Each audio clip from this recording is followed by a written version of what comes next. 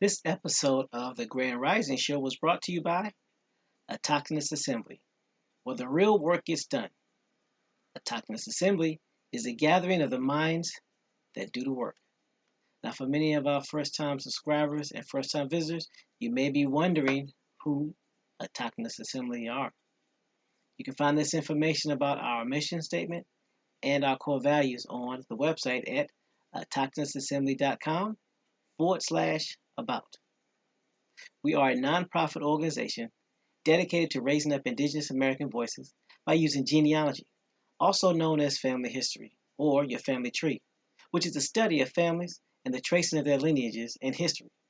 Genealogists use oral interviews, historical records, genetic analysis, and other records to obtain information about a family and to demonstrate kinship and pedigrees of its members.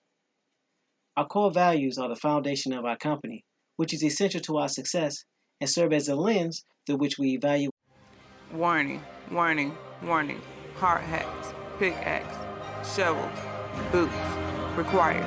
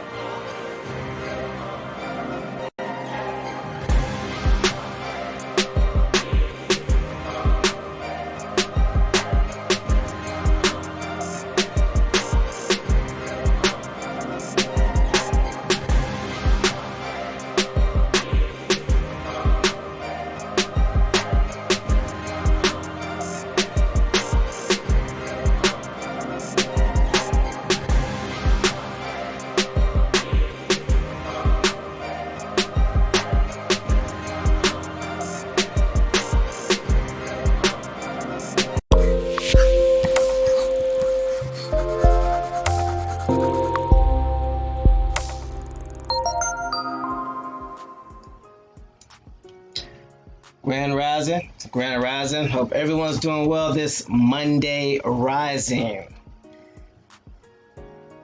Let's see, who do we have? My apologies for cutting off the public service announcement early. It was a slippage of the phone. I was doing too much. So the phone activated the music before the public service announcement was finished. So my apologies. Mm-hmm. Don't do that. Don't do that. Didn't want nobody to know who we was. Don't do that. That information can be found on the website, though. This is true. ChompsAssembly@gmail.com. If you have Valid. questions, comments, concerns, or corrections. Well, we plugging stuff. I'm just saying. I mean, that sounds like a daggone, what they call it? I can't even get it out this morning. It's rising. Copper color. Copper color. So she said, yes, I changed my name, so I'm not new.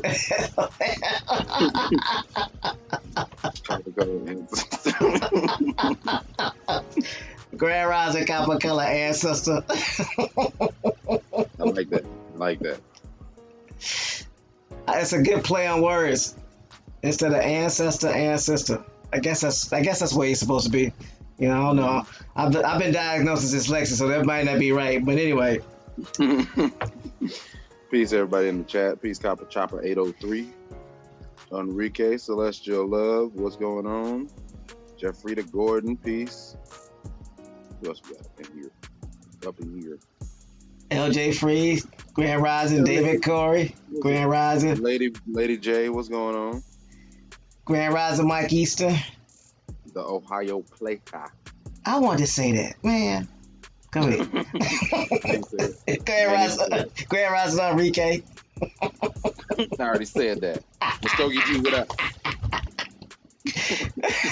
See, there you go. Cutting up already. Who else? See, you messed me up, man. Grand Rising, Oak Cliff. Look, I ain't even say what's up to the Ohio player. That's all you. Grand Rising, Ohio player. See, that's what I'm talking about. That's teamwork. Make the dream work. There you go. If we missed you because we was goofing up, let us know. Grand Rising, Darian Woods, just in case no one called your name. Yeah, I think I looked at it and didn't say it. I thought you said it. All right.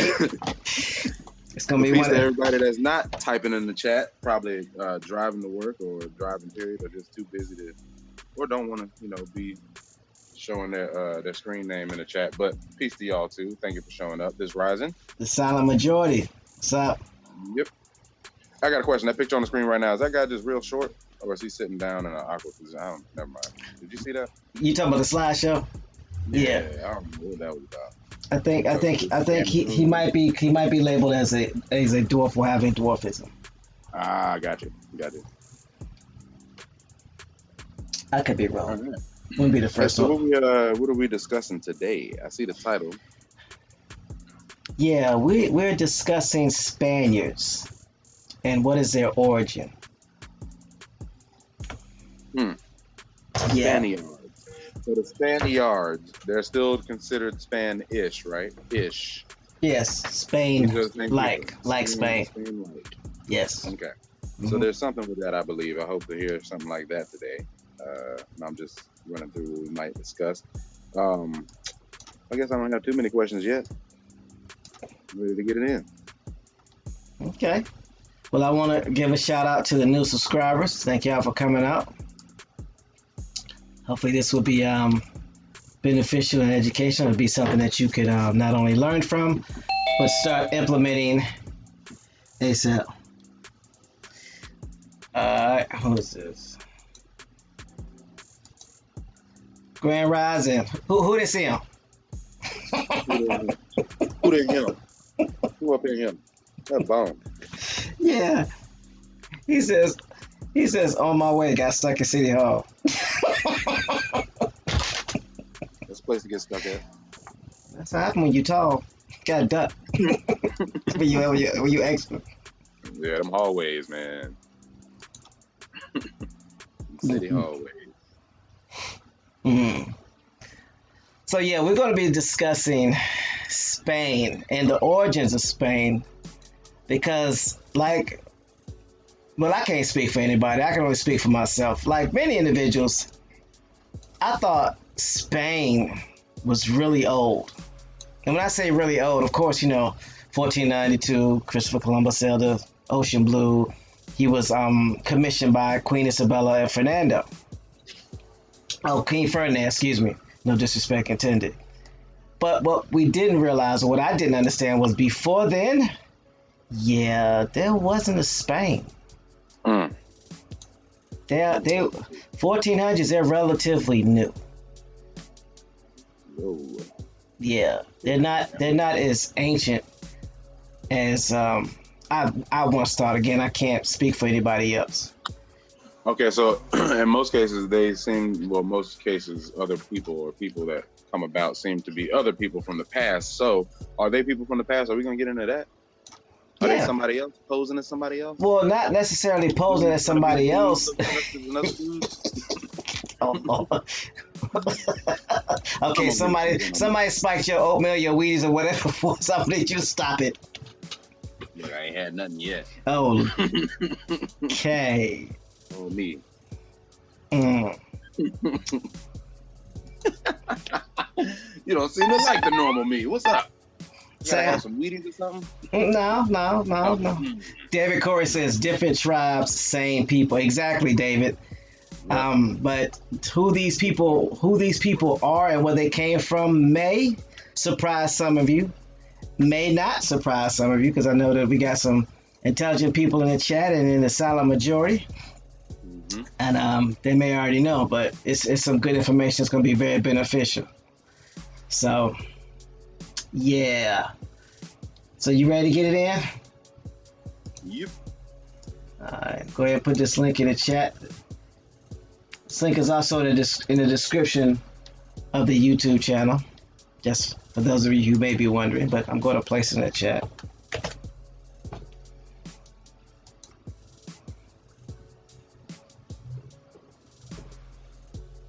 So, Grand Rising Alpha, Prince William County represent. Grand Rising Michael Brown Harris.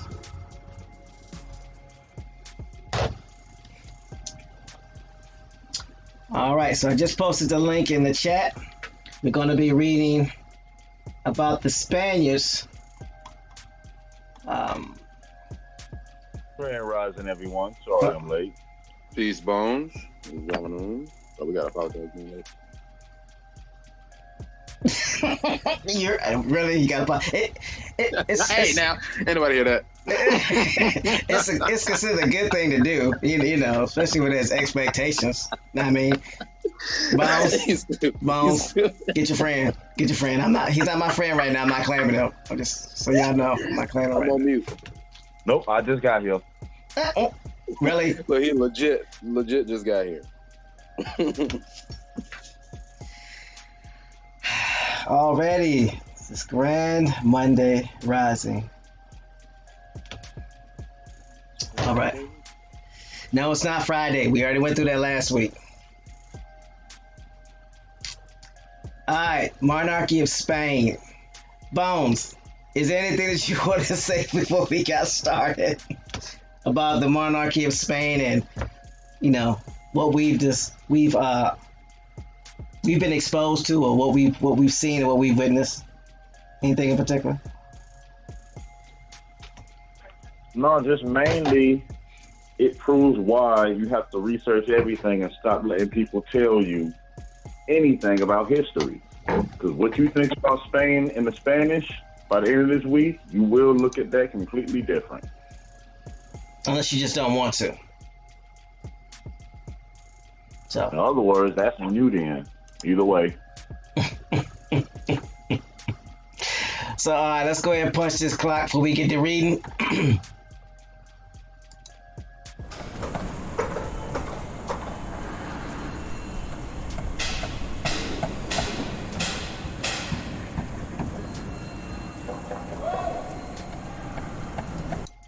Mic check.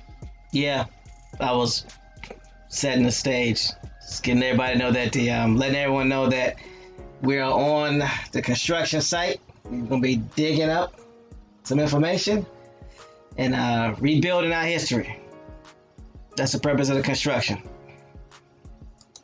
Everybody with a ratchet, start handing out the gear, because you know how it goes. It's going to be full of interesting and fun facts and information. LaDarian Woodson, gear up, kinfolk. Yeah, because it's going to be a wild ride. But wild is in good, not wild is in bad.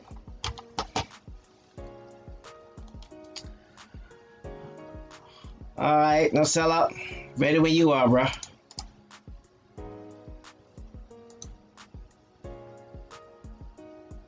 Alrighty. We are on the Monarchy of Spain. Mm-hmm. The Monarchy of Spain. This is Monarquía Española. Constitutionally referred to as the Crown, is a constitutional institution and the highest office of Spain. The monarchy comprises the reigning monarch, his or her family, and the royal household organization, which supports and facilitates the monarch in the exercise of his duties and prerogatives. The Spanish monarchy is currently represented by King Felipe VI, Queen Letizia, and their daughters Leonor, Princess of Asturias, and Infanta Sofía. She's an infant.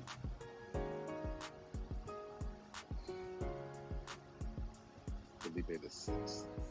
All right, the Spanish Constitution of 1978 reestablished a constitutional monarchy as the form of government for Spain.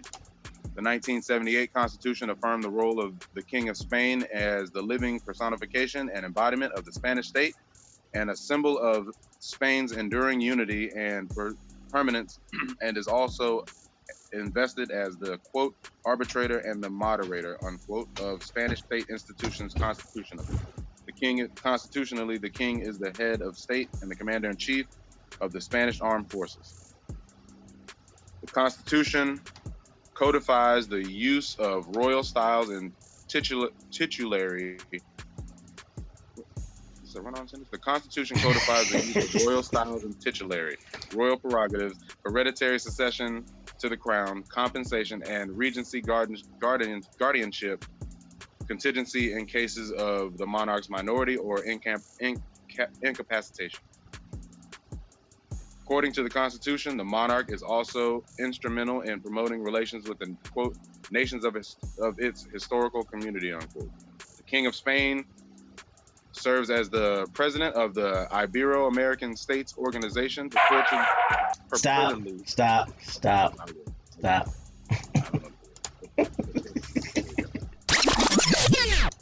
That's not why I stopped you. I know. Grand Rising, I am Flying Squirrel. Peace. The Ibero-American States Organization. What do you see or what do you hear? Well, let me share my screen. What do you hear or what do you see when you hear that word Ibero? What does that remind you? Mm-hmm. So what would the Iberian or Ibero have to do with Spain?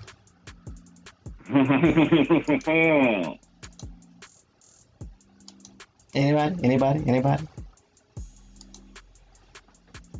Anyone? Atlas Jones says, So, let's click on the Ibero-American States Organization.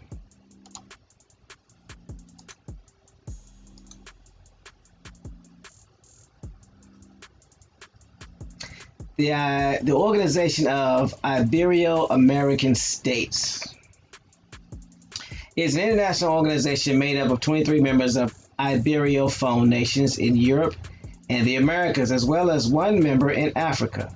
The OEI's membership is composed of all the Equatorial Guinea. Is that Guinea? Or is that Guinea? Guinea? I think it's Guinea. All members are Portuguese and Spanish-speaking nations, in addition to Andorra, which is predominantly Catalan-speaking. though the organization does not include all the Iberian nations in the world. So it gives a population of things of that nature. So Iberia is going to play a prominent role in the history and where these Spaniards come from, what their roots are. So I just wanted to put that out there. So, no sellout, you can pick up from there where it reads Iberia American States Organization, purportedly representing over 700 million people. Grand Rising Joe 47. All right, the King of Spain serves as the president of the Ibero-American States Organization, purportedly representing over 700 million people in 24 member nations worldwide.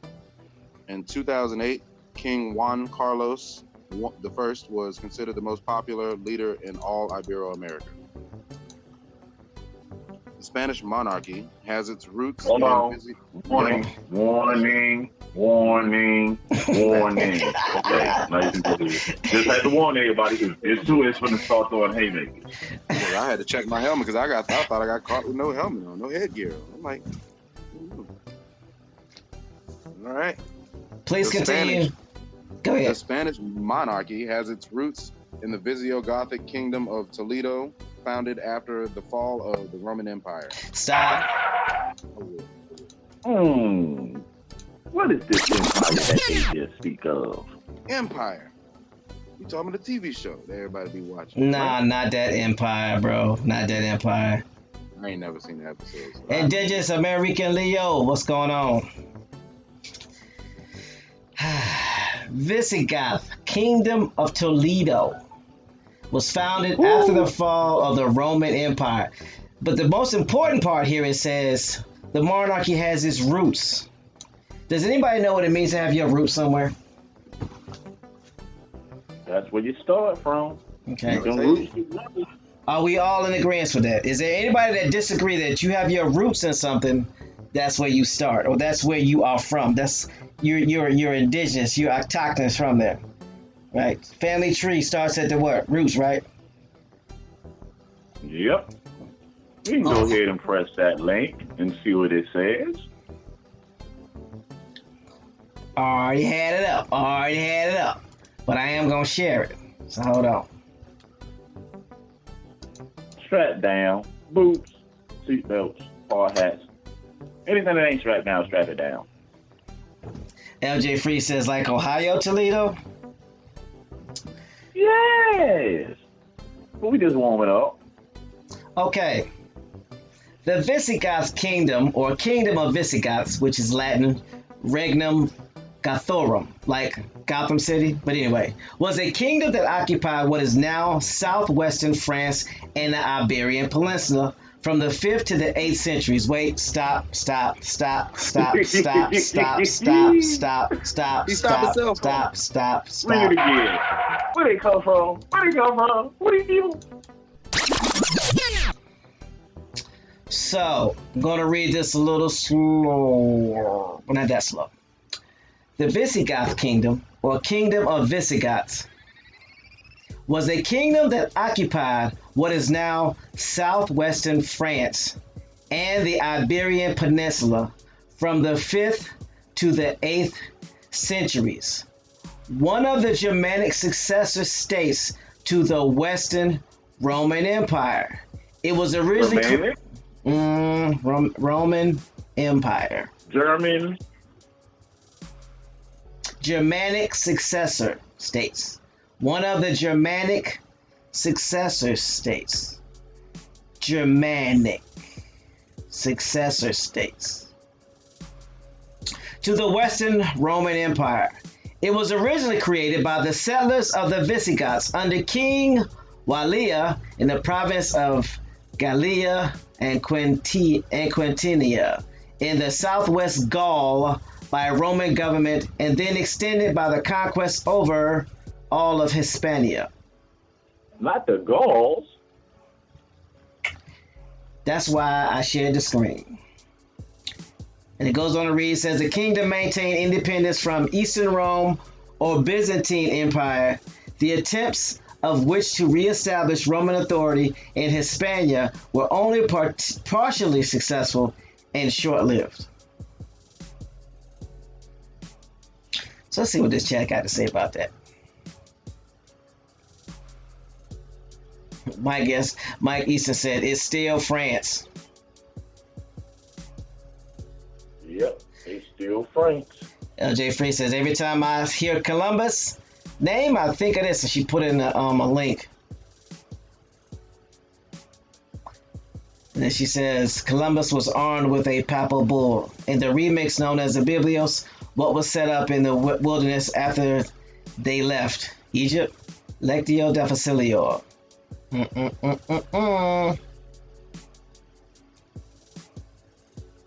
So it says the Roman government and then extended conquest of all Hispania. Does anybody know what Hispania is?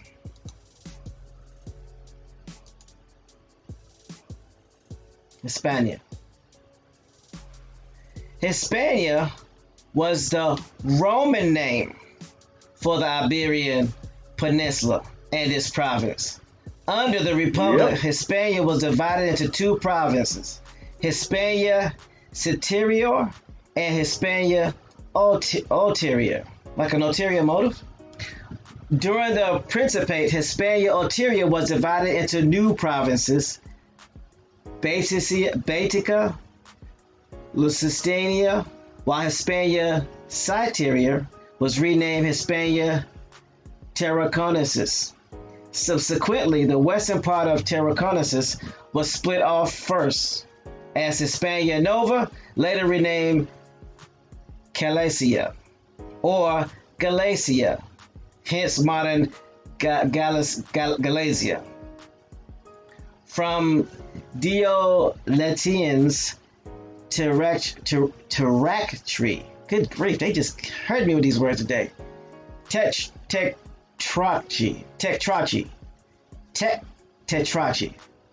82-84. Onwards, the south of the remaining Tarraconensis was again split off as Carthagines and probably then to the Balearic Islands, and all the resulting provinces formed one civil diocese under the vicarius for Hispania. That is the Celtic or the Celtic provinces. The name Hispania was also used in the period of Visigoth rule. So, Hispania is a Roman word. And it's a Roman name for the Iberian Peninsula.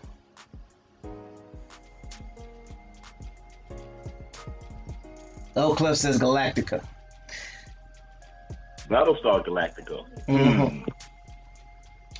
So, is everybody tracking thus far? Because I didn't want to, leave anything out there and they'd be like, well, it said Hispania, dummy. So we know that Hispania was the Roman name for the Iberian Peninsula. So Hispania is a Roman word. Do we need to talk about who the Romans were? David Corey says, is that the old name of the whole old name of Haiti? I'm not sure. But we have to do some research on that.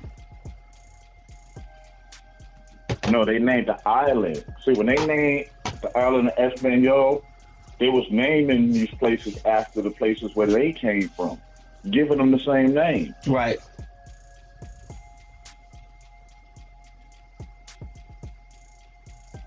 That's how you would claim something back then. You know what I'm saying? They ain't had like property markers.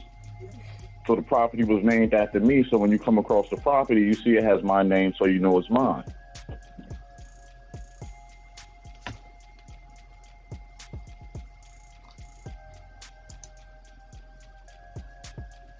So the Visigoths is where the Spaniards have their roots. And it's a kingdom that And is they- now the southwestern part of France. Go ahead, Bones. My bad. No, you already said it, the southwest part of France, from the Gaul area.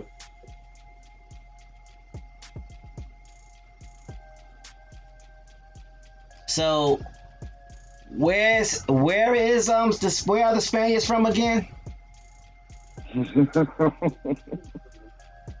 I'm curious. So the Spaniards are from where? France, right? Yep. Mm. Like I said before, Spanish-speaking Dutch are Franks. Indigenous American Leo says, at this time, how big is this France place? Indigenous American Leo, this is what we were talking about a couple of months ago, or a month ago, when we was talking about New France. France was is a very powerful country. They pretty much owned, what? You want to say at least, what, a good 60% of the continents? 60% of the world at this time?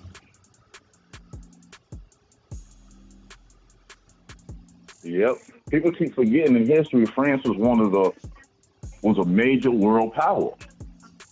Don't look at France as the landmass that they show you in 2019.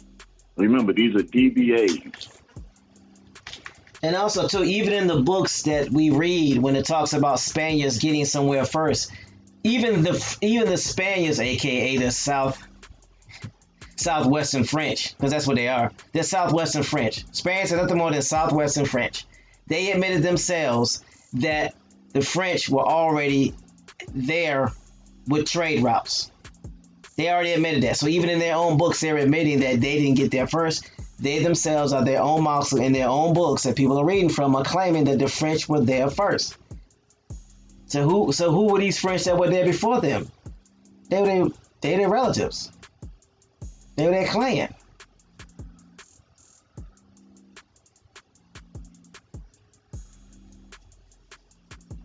So, I mean, something to think about, right?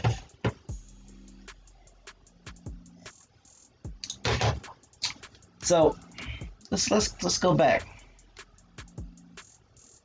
Monarchy of Spain.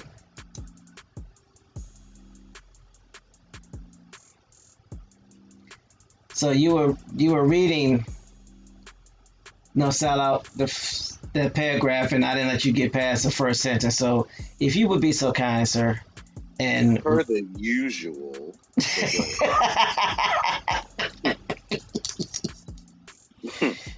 My foot is already on the brake. It's okay. Indigenous American Leo says, Soviet Union equals French. Starting to understand.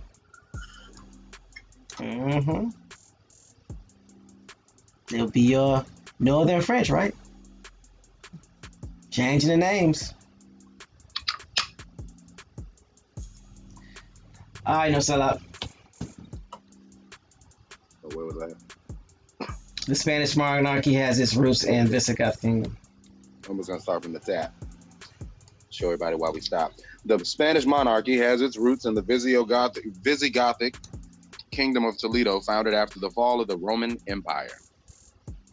Then the Kingdom of Asturias fought the Reconquista following the Umayyad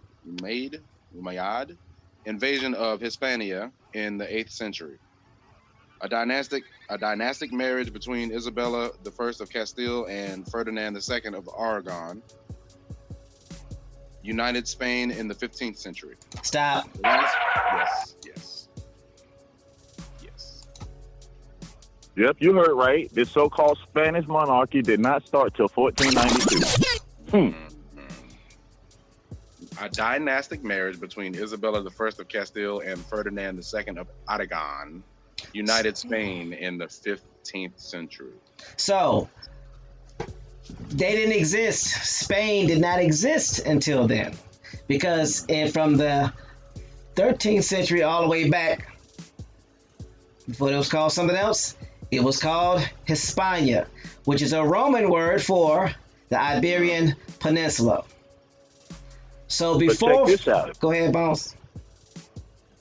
Isn't before 1492 is when they're supposed to be kicking the Moors out of Spain? How when you don't exist yet? Mm. Mm. Mm. How you say it? No sellout timelines.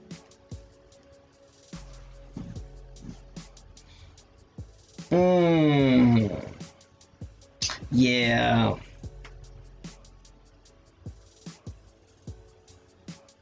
Same year Christopher Columbus set sail.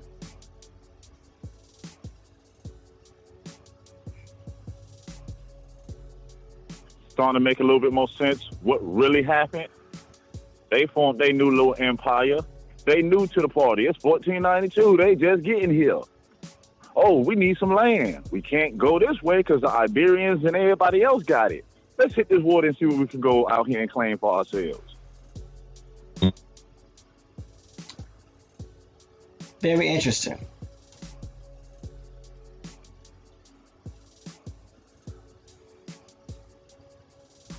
Very interesting. Now you understand why Spain wasn't in no big super major wars, because they was just showing up to the party.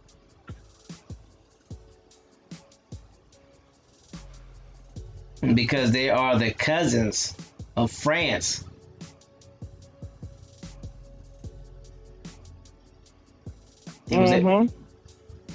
Just showing, now we just showing that the Spanish, the British, and the French are the same people. There's no denying it. They come from the same area, the same land. They just taught the world how to identify people by the language that you speak, which will throw you off.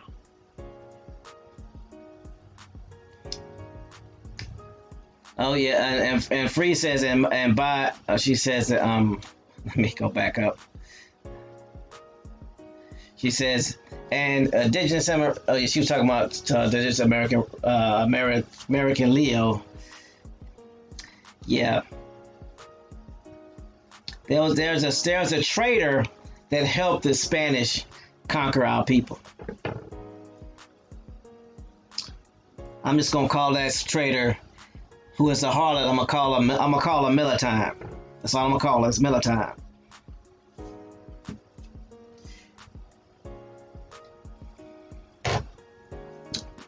So the marriage, the union, the dynastic marriage between Isabella I of Castile and Ferdinand II of Aragon, united in Spain in the 15th century. So let's look at this. In the word Hispania, what word do you see? You see Spain, right? Yep. You see the word Spain in Hispania. Take out the H and the I and the I and the A, and take one of them I's and put them between the A and I, the I and the N, and you get Spain. They just renamed Hispania to Spain. That's all they did. David Corey here, Hispanics. Is it the same as ish? I'm asking. I'm not telling you because I know I'm asking because I don't know. Is ick like is ick ICS ick or IC? Is that ick like ish ISH, meaning something like or sort of kind of? No. Okay. So that means like Rome, basically, or like Iberian Peninsula, because that's what the original name of it was. It was the Iberian Peninsula. Then it was Hispania. Then it was changed to Spain after the marriage, after the union. So Queen Isabella I and Ferdinand II married and moved to Hispania, changed their name to Spain, and that's where they started their dynasty. Spain is nothing more than the Iberian Peninsula with their name changed. So it's a DBA. As always, here we go, them DBAs again. Spain is nothing more than the Iberian Peninsula, DBA, Spain. Ain't nothing changed.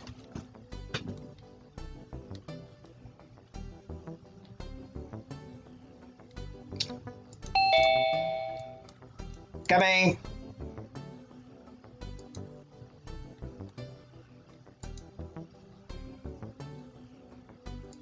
So Bones, like I was saying, all they did was they got married. They brought their two countries together, got married, and then they moved to Hispania. And they changed the name of Hispania, which is nothing more than a Roman word for Iberian Peninsula, to Spain. And they started operating that country, that DBA or that business under the Spanish name. That's it. Yeah, because Spain was no different than how you look at Africa today, a continent made up of multiple small countries. Mike Easton says, are they like a mixture of French and the Italians? Well, the Italians are Franks. Remember, all these Europeans go back to Franks. We're just identifying them by the language they speak. And also, you'd also have to look at them. You have to look at the map of Europe to determine where Italy is. Italy, what is now known as Italy, in reference to what is now known as Spain. Yep.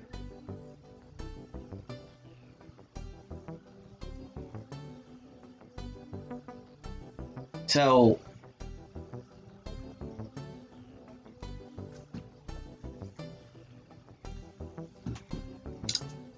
all right, Nosella, you ready to read some more? Yep. Really? Go ahead.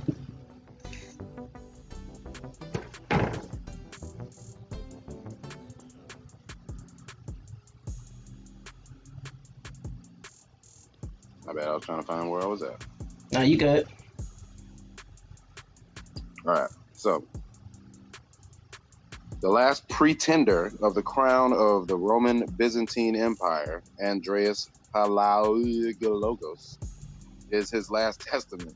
In his last testament, dated April 7th, 1502, bestowed his imperial title to Ferdinand II of Aragon and Isabella I of Castile. Stop. I ain't even gonna use the brakes. Palaiologos?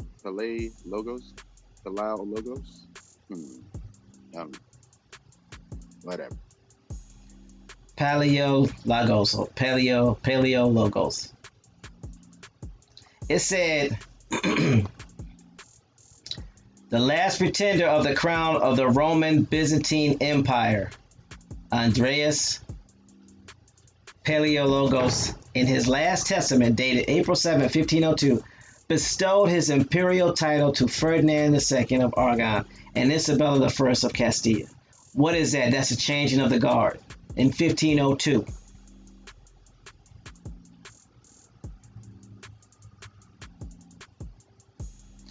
Let's look at what a pretender is, shall we? Yeah, I want to know.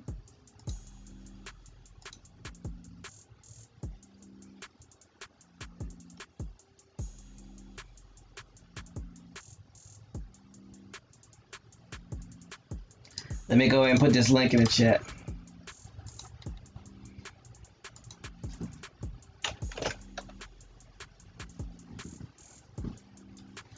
A pretender is one who maintains or is able to maintain a claim that they are entitled to a position of honor or rank, which may be occupied by an incumbent, usually someone more recognized, or whose powers may currently be exercised by another person of authority.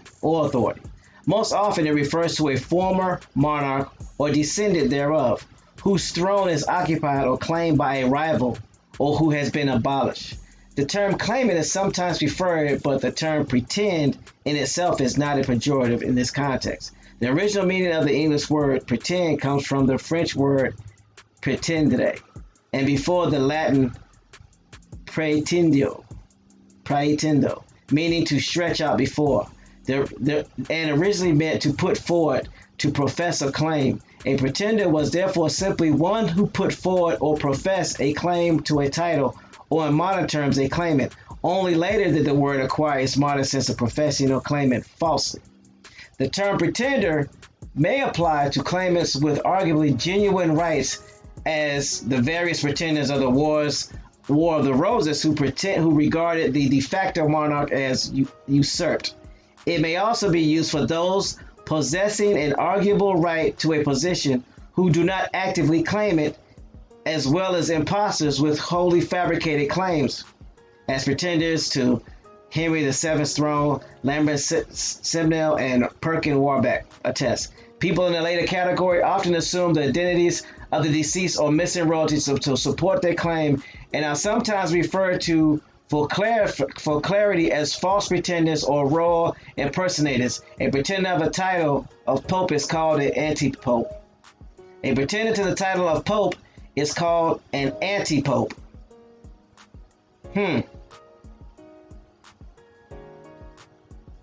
So a pretender is somebody that's a predecessor who basically lost their title to somebody that's coming in.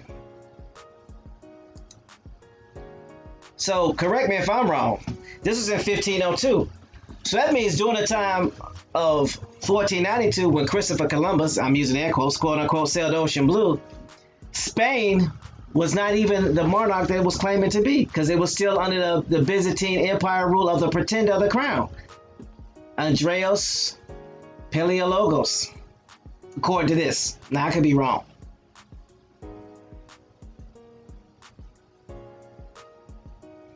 Bones, got anything to add to that? No, but we're going to have to go back to the Visigoth Empire. So Visigoth Empire, because there's some information in there to be read. All right, I'm back there now. Grand Rising Shiva Primal. LJ Free says anti-pope. The paragraph where it says sometimes referred to as the Regnum Tolosanum, or Kingdom of Toulouse. Yeah, I got it. After its capital. Yeah, I got it. LJ Free says anti-pope, like an antichrist. These titles, yo, exactly. So, yeah, so we're back on Visigoths. I'm going to put the link back in there so y'all can keep up. So for those of you who are just coming in, we're finding out that the Spaniards, or the Spanish monarchy, did not come into its power until 1502.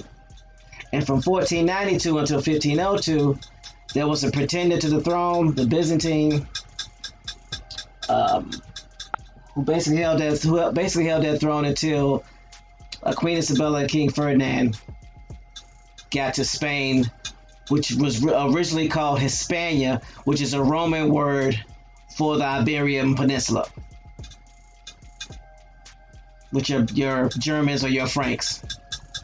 So, yeah, Spanish or Germans or French that speak Spanish or speak Ladino, which comes from the Americas, created by the Mi'kmaq. All right, moving on. Sometimes referred to as Regnum Tolosanum, or Kingdom of Toulouse, after its capital Toulouse in modern historiography. The kingdom lost much of its territory in Gaul to the Franks. Y'all heard that right? Kingdom lost most of its territory in Gaul to the Franks in the early 6th century, save the narrow coastal strip of Septimania. The kingdom of the 6th and the 7th centuries is sometimes called Regnum Toletanum, after the new capital of Toledo. A civil war started in 549, resulting in an invitation from the Visigoth Athanagild, who had usurped the kingship, to the Byzantine Emperor Justinian to send soldiers to his assistance. Athelgild won his war, but the Byzantines took over Cartagena and a good deal of the southern Hispania and could not be dislodged. So, at this time in 579, this is Hispania, which was a Roman word for the Iberian Peninsula, which will later become Spain. I'm going to say it again. The southeastern part of Hispania, or the southeastern part of the Byzantine Empire, was in Hispania, which is a Roman word for the Iberian Peninsula, which later became Spain after Queen Isabella I and Ferdinand married and moved to Hispania and named it Spain. Is anybody following that? Yeah, because it's going to get deep. Further he go. Whew. So just so everybody's keeping up, we're talking about Spain, Spaniards, Spanish, like Spain, aka like Iberian Peninsula. But I digress. Starting in the 570s, Athengild's brother, Leovigild, compensated for this loss by conquering the kingdom of Subi, roughly modern Galicia and northern part of Portugal, Port of Gaul, and annexing it, and by repeated campaigns against the Basques. The ethnic distinction between the indigenous Hispano-Roman population and the Visigoths had largely disappeared by this time.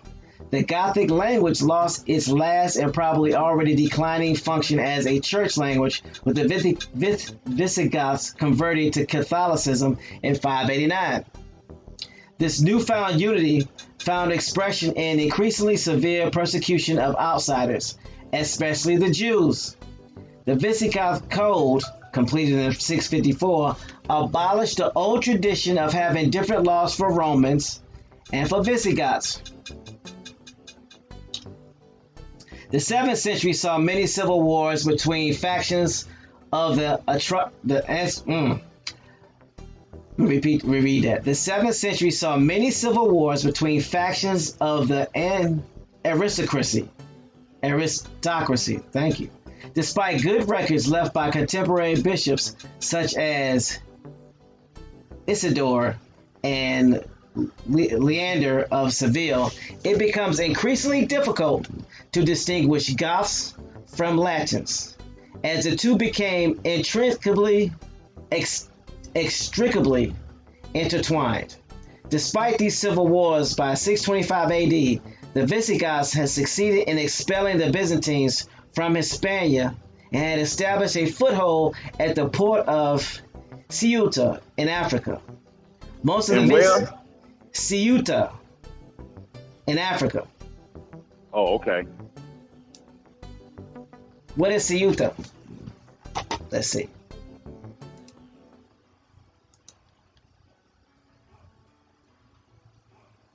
Yes, free Africa.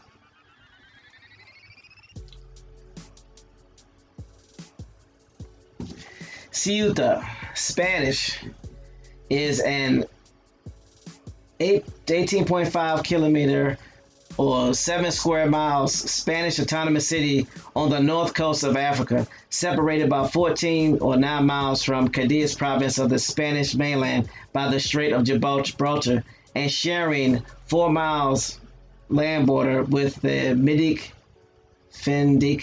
prefecture in the Kingdom of Morocco. It lies along the boundary between the Mediterranean Sea and Atlantic Ocean, and is one of 9 populated Spanish territories in Africa, and along with Melilla, one of the 2 populated territories on the mainland Africa. It was part of the Cadiz province until 14th of March 1995, when both Ceuta and Melilla's statutes of autonomy were passed, and later having been part of Malaga province. So this is a strip of land that basically connects Africa to Spain. Is this what I'm understanding? It's the path. Say again. Oh yeah, you're correct.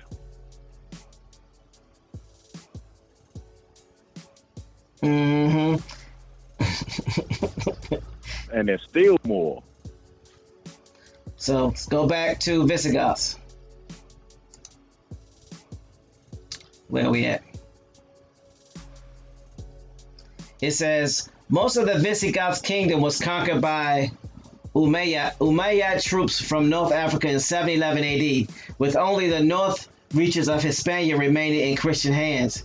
These gave birth to the medieval kingdoms of Asturias, when a local landlord called Paleo, most likely of Gothic origin, was elected princeps by the Asturias. And remember, is that the Asturias is who Ferdinand ended up becoming the king of. Yep. The Visigoths and their early kings were Arians. Wait, what? The Visigoths and their kings. Come on, man. Stop. What is an Aryan? What is an Aryan and what does Aryan actually mean? This gonna blow your socks off. Alright, y'all. Everybody with a ratchet, make sure y'all hand out these extras, the extra duty hard hats with the extra padding and the padded chin straps. Matter of fact, let's go ahead and punch that clock right quick so y'all get ready.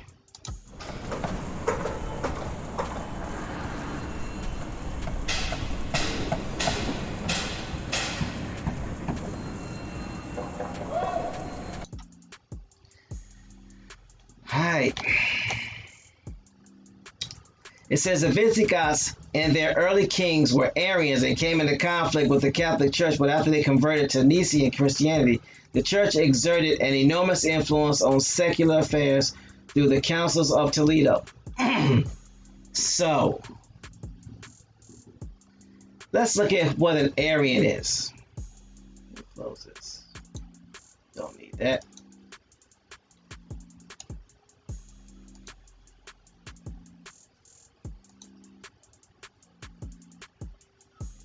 Sends me to Arianism.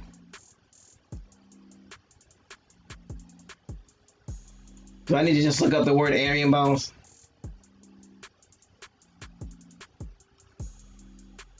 Yeah, you can. You could have pressed on it. I did. It took me to Arianism. So I'll go ahead and read that and I'll look up what an Aryan is. Grand Rising J. Susquehanna. Oh yeah, Arianism gonna tell you what an Aryan is. It's Okay. gonna shock everyone. All right, here we go.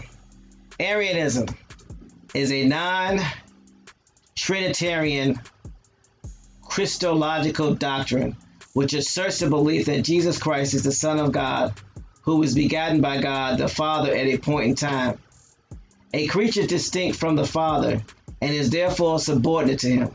But the Son is also God, i.e. God the Son. Arian teachers were first attributed to Arius. Go ahead. Oh no, I was just about to say. I thought Aryan meant white. I got a question. Go ahead. Go ahead. Did I hear before that Trini is French? Trini. Yeah. Okay. Trini, yeah. All right, just make sure. I thought I heard that. And this is a non-Trinitarian. Yeah, a non-Trinitarian Christological doctrine. Yeah.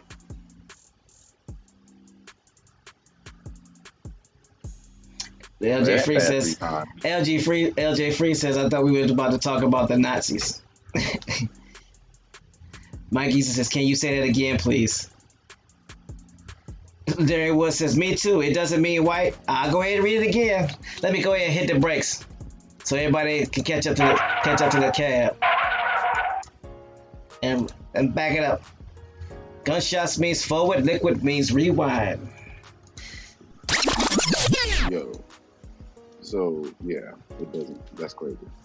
All right. Oak Cliff says pull over. Wait a minute. You can't get out, Oak Cliff. We're in the middle of the round.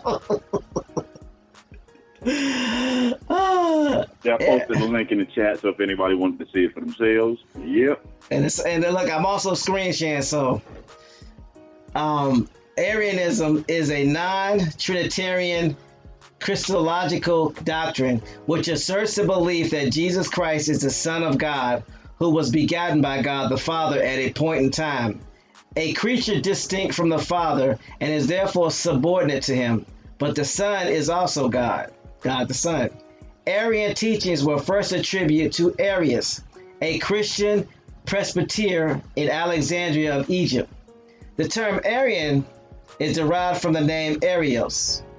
It was not a self-chosen distinction, but bestowed by hostile opponents and never accepted by those on whom it had been imposed. The nature of Arius' teachings and his supporters were opposed to the theological views held by Homoousian Christians regarding the nature of the Trinity and the nature of Christ. The Arian concept of Christ is based on the belief that the Son of God did not always exist, but was begotten within time by God the Father. There was a dispute between the two interpretations of Jesus' divinity: Homoousianism and Arianism, based upon the theological orthodoxy of the time. One Trinitarian and the other non-Trinitarian, and both of them attempted to solve its respective theological dilemmas. So there were initially two equally orthodox interpretations which initiated a conflict in order to attract adepts and define the new orthodoxy. The two interpretations initiated a broader conflict as to which belief was the successor of Christian theology from its inception. The former was formally affirmed by the first two ecumenical councils, ecumenical councils, and in the past several centuries, Arianism has continued to be viewed as the heresy or sect of Arius. As such, all mainstream branches of Christianity now consider Arianism to be heterodox and heretical. The Trinitarianism or Homoousianism viewpoint was promulgated by Athanasius of Alexandria, who insisted that Homoousianism, the theology, was both the true nature of God and the teaching of Jesus. Arius stated, if the Father begot the Son, then who was begotten had a beginning in existence, and from this it follows there was a time when the Son was not. Nonetheless, the Ecumenical First Council of Nicaea of 325, converted by Emperor Constantine to ensure the church unity, deemed Arianism to be heresy. According to Everett Ferguson, the great majority of Christians had no clear views about the nature of the Trinity, and they did not understand what was at stake in the issues that surrounded it. Wait.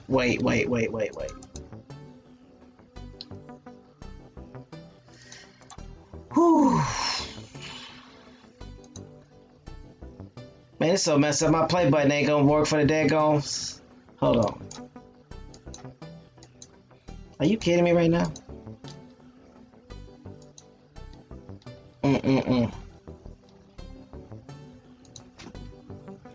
Are y'all following this? You know I am. I've been waiting on this.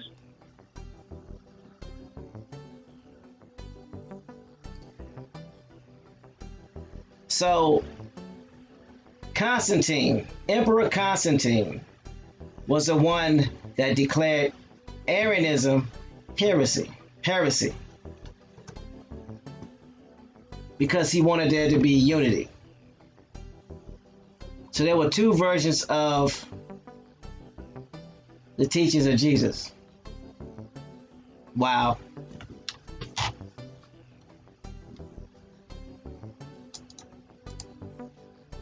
I got one word for that.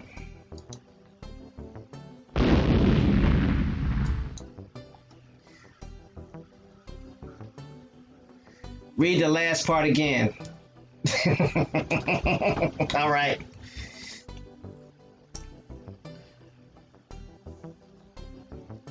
Let me go ahead. It says, as such, all mainstream branches of Christianity now consider Arianism to be heterodox and heretical.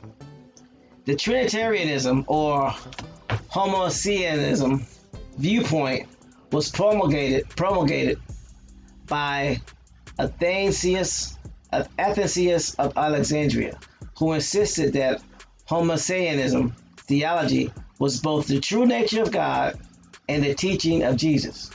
Arius stated, if the Father begat the Son, then he who was begotten had a beginning, an existence, and from this it follows there was a time when the Son was not. Nonetheless, Ecumenical First Council of Nicaea of 325, governed by Emperor Constantine to ensure church unity, deemed Arianism to be heresy. According to Everett Ferguson, the great majority of Christians had no clear views about the nature of the Trinity, and they did not understand what was at stake in the issue that surrounded it.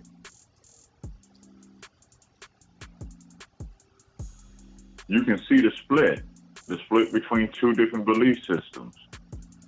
Constantine and them that wanted to be the God, the Holy Spirit and all this, the three. Then you got the other side that's, God and the Son, fighting at the kitchen table. Mr. TJ says, Grand Rising, no homo. He's so stupid. Copper Color's Ancestor says, my question is why are they... Chat is moving fast. My question to that is, why are they pushing the Trinity if the Christians did not know or understand the Trinity? Following orders, basically. The Trinity is what allowed Constantine and the Catholic Church to get a foothold on people.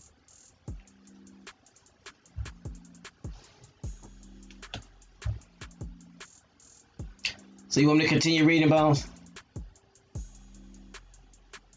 No, you don't have to on that. I mean, it clarifies on what they were doing.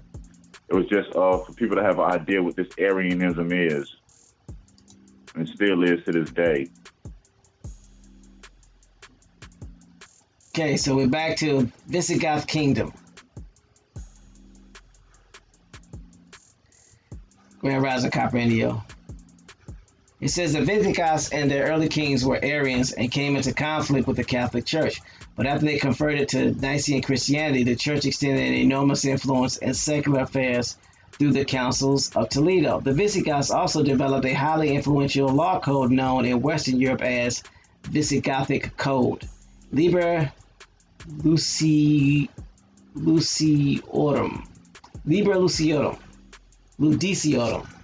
which would become the basis for Spanish law throughout the Middle Ages.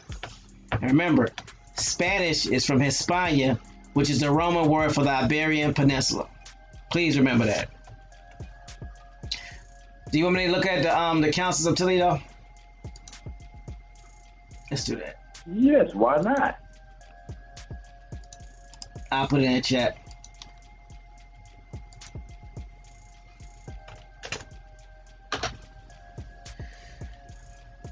The Councils of Toledo from the 5th century to the 7th century AD, about 30 synods, various counted, were held at Toledo in what would come to be part of Spain. The earliest directed against Priscillianism, assembled in 400. The Third Synod of 589 marked the epoch, making conversion of King Recared from Arianism to Orthodox Chalcedonian Christianity. Chalcedonian, yeah. So he went from Arianism to Orthodox Chalcedonian Christianity. The fourth, in 633, probably under the presidency of the noted Isidore of Seville, regulated many matters of discipline and decreed uniformity of the liturgy throughout the kingdom. The British Celts of Galatia accepted the Latin rite, and stringent measures were adopted against baptized Jews who had gone back to their former faith. The 12th Council in 681 assured to the Archbishop of Toledo the primacy of Hispania, present Iberian Peninsula, as nearly 100 early canons of Toledo founded as placed in Decretum Gratiani.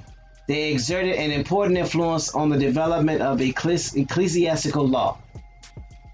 The latest synod of 1565 and 1566 concerned itself with the execution of the decrees of Trent, and the last Council of Toledo, that of 1582 and 1583, was so guided in detail by Philip II that the Pope ordered the name of the royal commissioner to be expunged from the acts. The 7th century is sometimes called by Spanish historians the Siglo de Concilios, or a century of councils.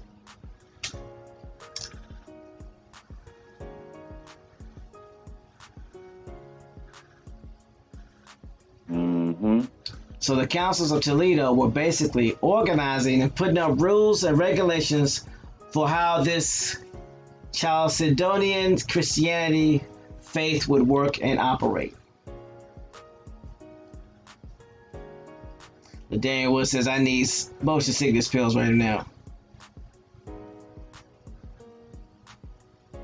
Exactly, Mikey said. Remember, Constantine needed to bring the people together, just like all religions, so the people can be on one accord. Exactly. Ladarian Wood says, this is wild. Yeah, it is. It is wild.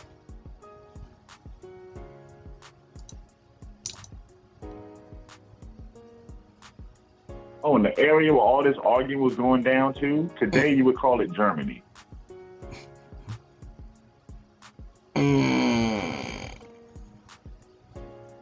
Like I said, your Spaniards, or what they considered the Spanish, were nothing more than Franks who got their act together, married in. Well, when you go back to it, it'll tell you how they officially got their power. Somebody gave it to them after the marriage. Yeah, the imposter, the pretender. In the Byzantine Empire. Oak Cliff says, Toledo, Ohio. Is that where a lot of Mormons live today? That Oak Cliff, I don't know. So let's continue. From 407 to 409 AD, an alliance of Germanic Vandals, Iranian Alans, and Germanic Sebi crossed the frozen Rhine and swept across the modern France into the Iberian Peninsula. For their part, the Visigoths under Alaric famously sacked Rome in 410, capturing Galla Placidia, the sister of Western Roman Emperor Honorius. Yep, they moved in from Germany to Rome, Italy. That's all they did, relocate. LJ Free says, old new French, shaking my head. Ataulf, king of the Visigoths from 410 to 415, spent the next few years operating in Gallic and Hispanic countrysides, diplomatically playing competing factions of Germanic and Roman commanders against one another to skillful effect, and taking over cities such as Narbonne and Toulouse. After he married Placidia, the Emperor Honorius enlisted him to provide Visigothic assistance in regaining nominal Roman control of Hispania from the Vandals, Alans, and Suebi. Not the Vandals, known for vandalizing stuff. In 418, Honorius rewarded his Visigoth federates under King Walia by giving them land in Garonne Valley of Gallia and Aquitania in which to settle.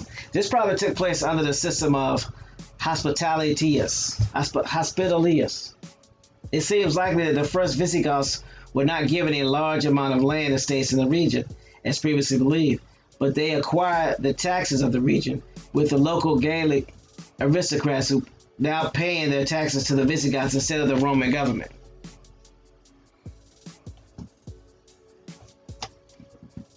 LJ Free says, macro, the gallbladder collects bile in the body. What is a name? What's in a name and function? They came to collect it all. The Visigoths, with their capital at Toulouse, remained de facto independent and soon began expanding into Rome territory at the expense of the feeble Western Empire under Theodoric I. The Visigoths attacked Arles and Narbonne, but were checked by Flavius Attius using Hunnic mercenaries, and Theodoric was defeated in 438. By 451, the situation had reversed, and the Huns had invaded Gaul. Now Theodoric fought under Attius against Attila the Hun in the Battle of the Catalaunian Plains. Attila was driven back, but Theodoric was killed in battle. Now I know who Attila the Hun is, right? The Huns. They're Korean, right? If I'm not mistaken. No, the Khan's off. Oh, okay. The Huns, you would consider Ottomans, Turks. Oh, okay. That's why I get them confused. Alright. Vandals completed the conquest of North Africa when they took Carthage on October 19th, 439, and the Sube had taken most of Hispania. The Roman Emperor Avitus now sent the Visigoths into Hispania. Theodoric II invaded and defeated the king of Subi, Richarius, at the Battle of the River Orbigo in 456 near Osturica Augustus, or Astorga, and then sacked Bracara Augustus, Braga, the Subi capital. The Gauls sacked the cities in Spain quite brutally. They massacred a portion of the population and then attacked some holy places, probably due to the clergy support of the Suebi. Theodoric took control over Hispanic Baetica and Carthaginisis and the southern Lusitania. Now here's the thing that I find interesting. If you look back at what I just read and you look at the timeline, this is in 456.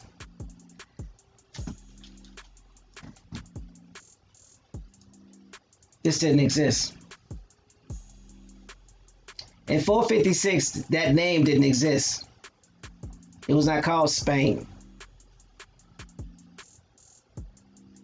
It was called Hispania. You know what sticks out too? What? The moment that these people started speaking Latin is the moment you know they had contact with our ancestors. Mm-hmm. So the further that you can go back in their history, this is why it pays to know to dig up everything. Lines. This is why we do this. This is why you must dig up everything, because people's histories are going to come in contact with each other. So the moment that you see in this Spanish, these Spanish-speaking Franks history, that they picked up Latin, you know they came in contact with the Micmacs, people that had relations with the American Indians. And where do the Mormons spend the majority of their time when they go out and they do their 2-year service? Anybody know? Nope. South America. Yep. Didn't know that. Yep. All men are suggested. It's suggested that before you go off to college, that you spend 2 years in service, and you go assist in South America. And they don't go into a major country; they go into a poor, rundown country to convert.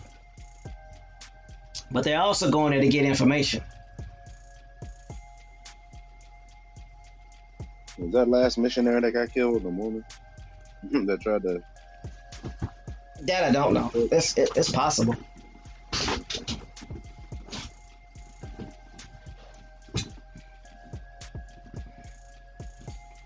Yeah, my chiropractor is Mormon.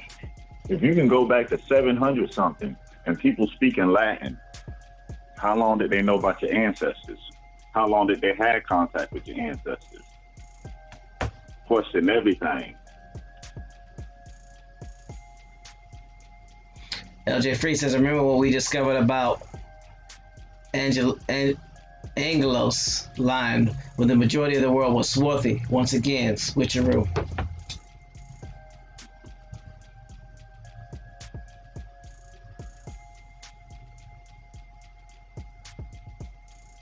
So they're telling this story, but then they're throwing in the word Spain when Spain didn't exist. It's the Iberian Peninsula. That's what should be That's there. the part that throws you. Right.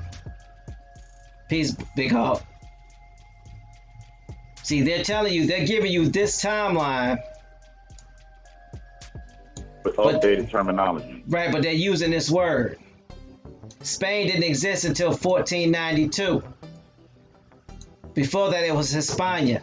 During this time period, technically, not till 1492 is the wet end.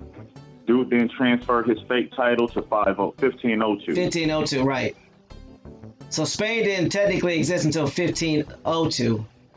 And then 543 to 546, this is basically the Iberian Peninsula. Yep. So they do the same thing with words like Spain that they do with Black and African American and Indian, to confuse you. Spain did not exist in 1453. Spanish, because the people today are something like the original Spanish, but they're not. I mean,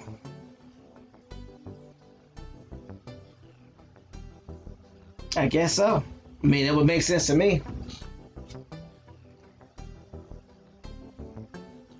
But I wanted to go over that and cover that because I don't want the narrative to be like, see, it was Spain back then. No, it wasn't Spain back then.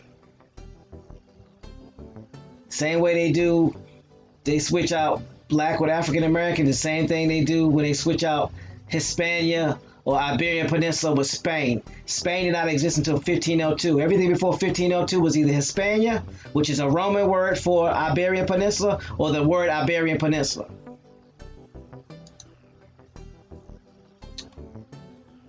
So,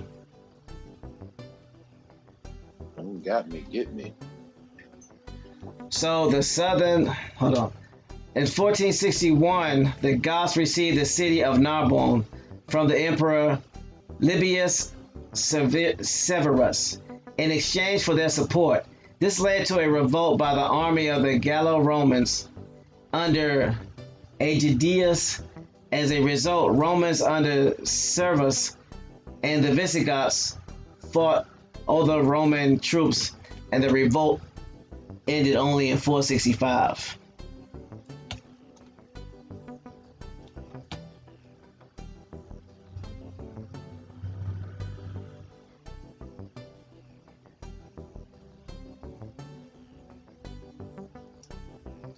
What does this read? Huh? What that say? The Iberian Peninsula around 476. It does not say Spain. It says the Iberian Peninsula.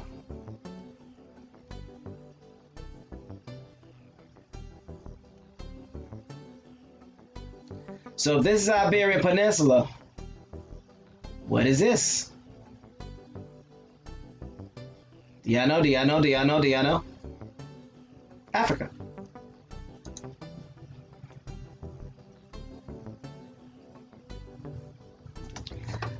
LJ Free says, so why is Spain rep so hard in these narratives? You already know why. Because somebody's great-great-grandmother, their maternal side is Spanish or German or Gaelic. You know, somebody's descendants of Militime, the harlot, wants to rep Spain. And also look at it this way. During the breaking of the Roman Empire, the Byzantine, all these other empires had claims to the throne. Because what did Rome did? Rome took over other provinces and had so-called royal families in each area. So now these royal families are all putting their bid in. They're using DBAs. That's all this is. They're setting up companies. Marriages. What do two companies do? Two companies, when they merge, that's a marriage of two companies, ain't it? Yep, sure is. The first form of marriage, if I remember correctly. Yeah.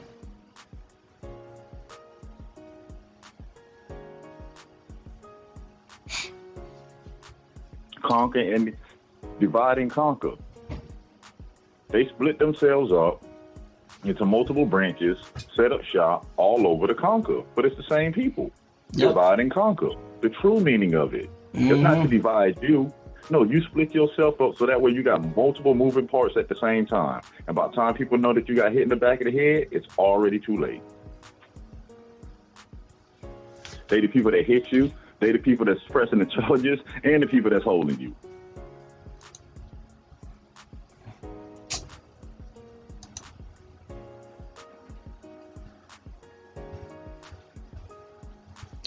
Grand Rising Golden Moon. Yeah, this is yeah,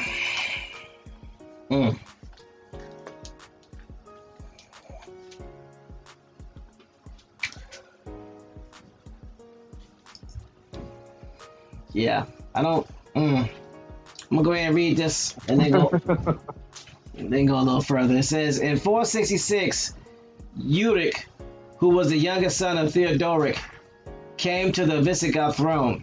He is infamous for murdering his elder brother Theodoric II, who had himself become king by murdering his elder brother Dorismund.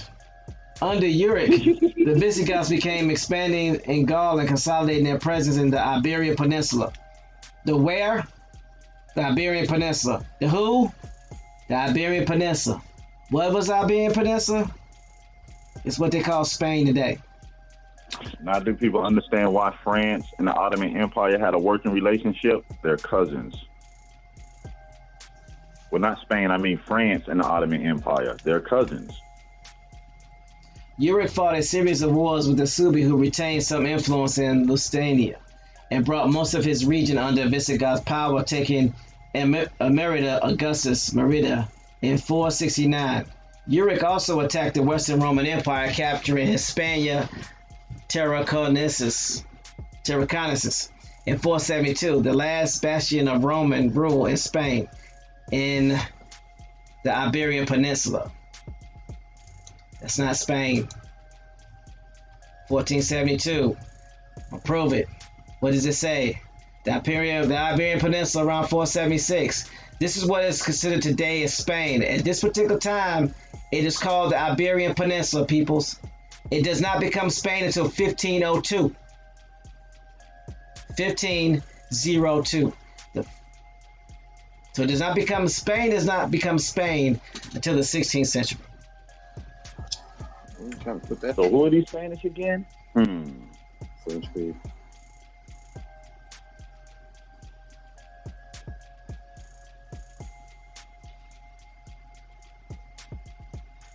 So where was I at?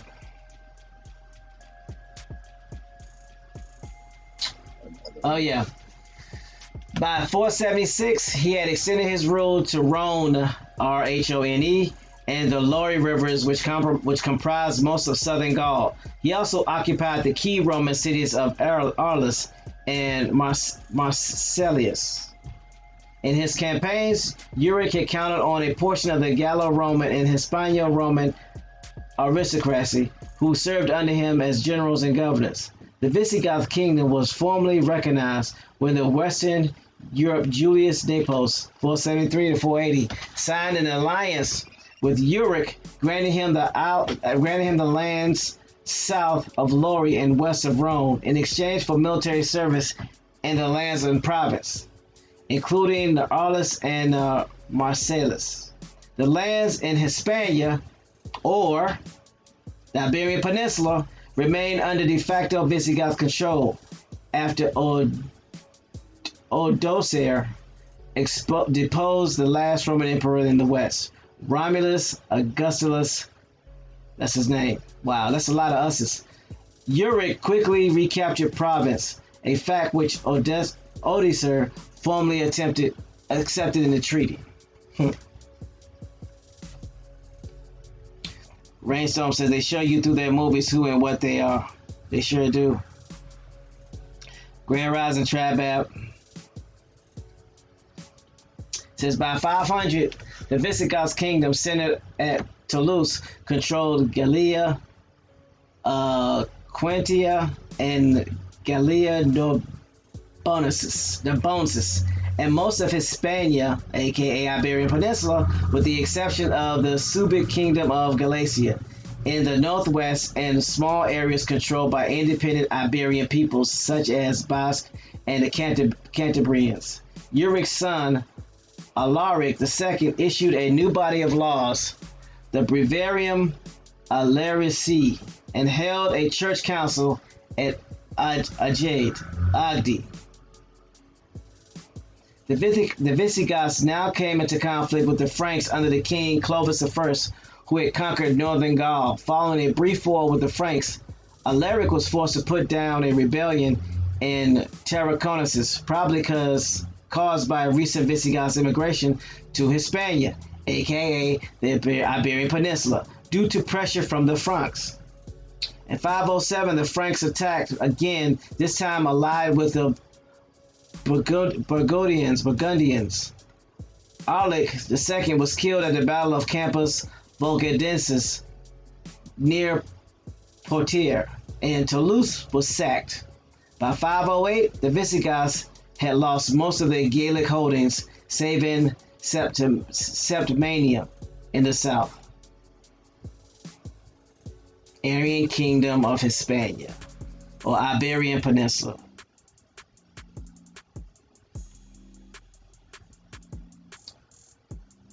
That's all. Ain't that something?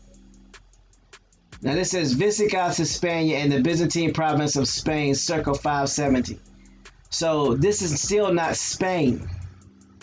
Nope. This is Hispania, aka Iberian Peninsula. And it only became the Iberian Peninsula once the Byzantine took control because they were Roman. And Rome changed their name to Hispania, which is nothing more than the Iberian Peninsula. That's what the Roman word means. Go ahead, Bones. Remember as well, the so-called Spanish language, the language that's something like something, does not even exist at this time. Rome, they speak Latin. And where does Latin come from? Ladino. Which is created by who? The Micmac. Which are what? American Indian. Okay. Say what? You heard? Timelines. Dun-dun-dun. So, I think we got the point driven home that we know now who these Iberians are. I mean, Hispanians are. I mean, these Spanish are. I mean, these French are. So, going back to the monarchy of Iberian Peninsula. Oh, you mean the third paragraph? Yeah, the third paragraph, man. Go to the third paragraph. It might be the fourth. I don't know. I'm so far away from it. All right. Ladarian Wood said, "Time lies," is what it sounds like. Yeah, let them tell it.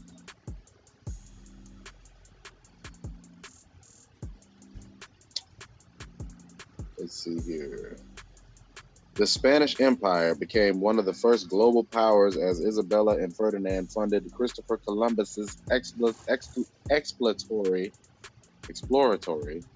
voyage across the Atlantic Ocean. The sea route he established paved the way for the Spanish conquest of much of the Americas. In 2018, the budget for the Spanish monarchy was 7.9 million euros, one of the lowest public expenditures for the institution of monarchy in Europe. One of the lowest expenditures for the institution of monarchy of Europe. Yep. That means it was relatively cheap. Yep. Joe 47 says, "Working with a concussion, bro." We told y'all watch out for them haymakers and them uppercuts. You duck too fast, you might duck right into a punch coming up. But think about it. It would make sense why to this day, remnants of the Ottoman Empire still rule what you call Morocco.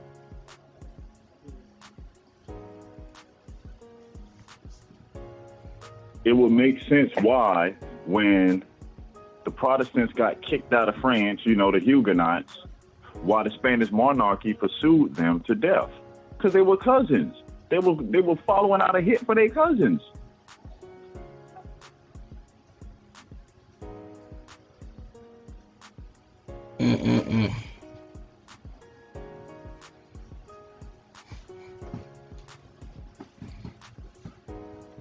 Anybody got any questions about Spain and who they are now? I'll wait. Anybody got a question about the Spanish language and where it comes from? I'll wait. Questions, comments, concerns, and or corrections, email at attentionassembly@gmail.com. Because even after the so-called Spanish-Ottoman War, didn't the Spanish monarchy still pay tariffs to the Ottomans? Yeah. People wonder why that is. We'll picture this. The Ottoman Empire ruled what you consider is Spain.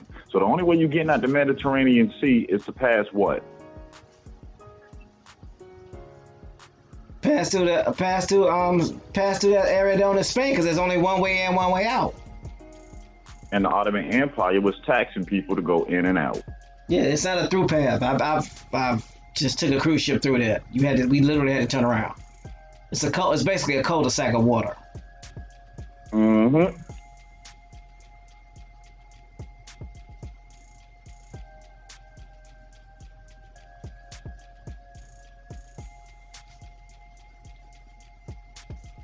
LJ Free says, yep, they treated the Huguenots like they were breaking team by Protestant movement, and hunted them down for a long time. Yep, they still battling today.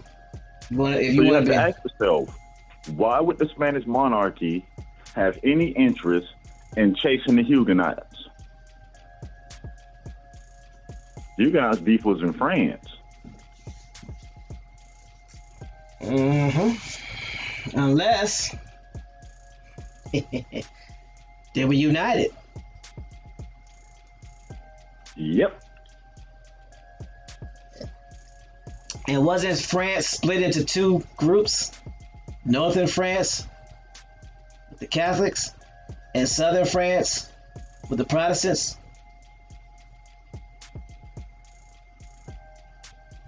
Mm-hmm. So because the Spanish, or the Spaniards, who were originally Hispania, who were originally the Iberian Peninsula, who were nothing more than Germans that came down to the Iberian Peninsula from Germany, they were originally Northerners. So they had a Northern allegiance. Wouldn't that make sense? Technically, saying that you're Spanish at this time, to paint a better picture, is a mixture of Franks and Arabs. You're Spaniard.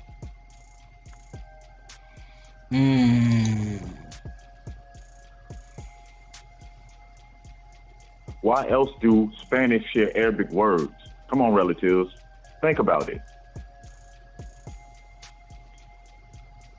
You got these Franks and you got these Arabs coming together in one area. One area. After a while, people intermingling, you're coming up with a whole new set of people. Mm-hmm. Sound like what they did on the islands, Spaniard. huh? That's your Spaniard. Sound like what they did on the islands. Sound like what they did in Americas. Create a new breed of peoples. Facts-free, they look alike because they're related. They're cousins. Go over there and look at a so-called Spaniard and somebody from Arabia. Until they open their mouth and speak, you don't know the difference. Joe 47 says had a long weekend with all the African stuff over the weekend, and Cam just made it worse. Shiva Prama says, where does the Asian look come from? Well, you have to remember the Iberians also had contact with your Mongols. Mm-hmm. So you have to realize these people, they can walk to each other. They're living in overlapping areas over time. So what do you think happened? People intermingle and you get whole new, distinct groups of people now. Remember how all these kingdoms ruled? They didn't come in and enforce anything. They just ruled over. You pay taxes to them. A lot of their people moved in, creating new classes. That's why a lot of these so-called races of people did not exist until a lot of these people came in contact with each other.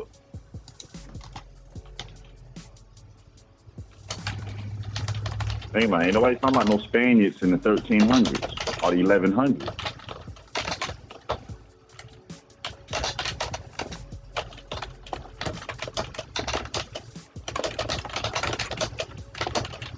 If it happened with the Indians and the French creating a distinct group known as the Métis, why wouldn't it be happening in multiple places around the world? Why wouldn't it? If that's their plan there, why would it be different any other place? If it's working, you would keep doing the same thing, creating whole, completely new groups, naming them, and putting them under your rule.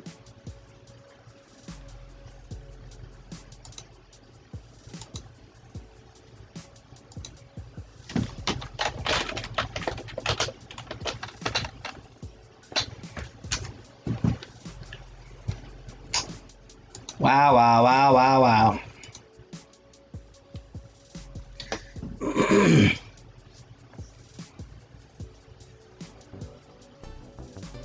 The Darren Woods. I was looking at how far Germany was from Korea. Germany is on one side of Europe, and Korea is on the other side next to Russia. So they both. Korea is on the southern border of Russia, and Germany is to the east of Russia. If I'm saying. Think about it, they wouldn't even have to go that far. Remember how far the Mongols pushed into Europe? Mm-hmm. That's right.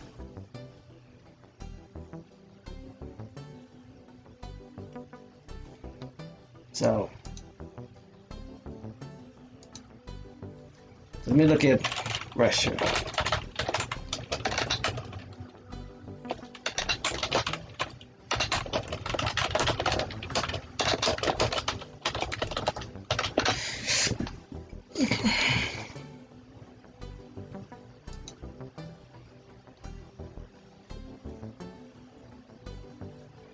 Yeah, South Korea. I'll show y'all. I'll share the screen. Give me a second.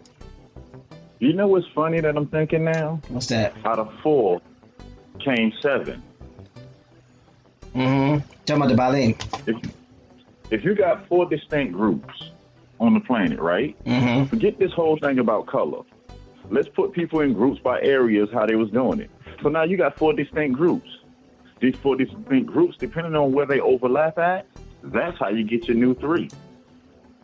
That's true.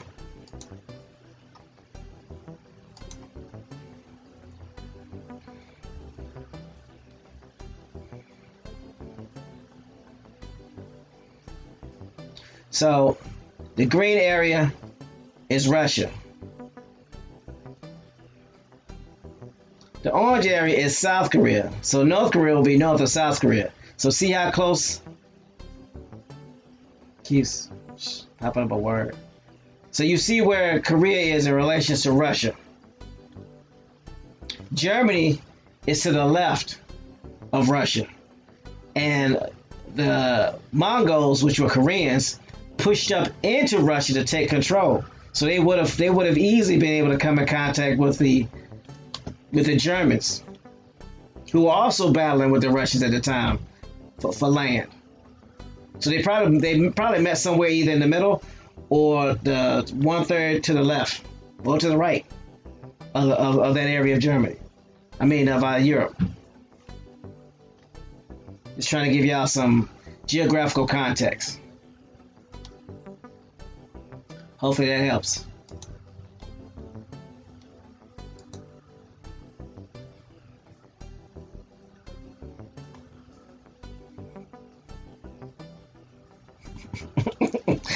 Golden Moon says, hey bro, trust me, you gotta keep your hard head on all day, every day. We'll make you change your hair wrap every 2 hours so it won't bleed through.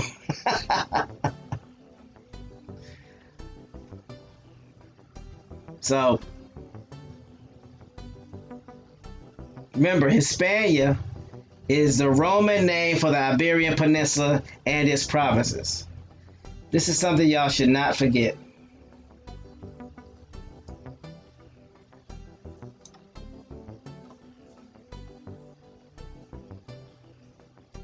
The Roman name.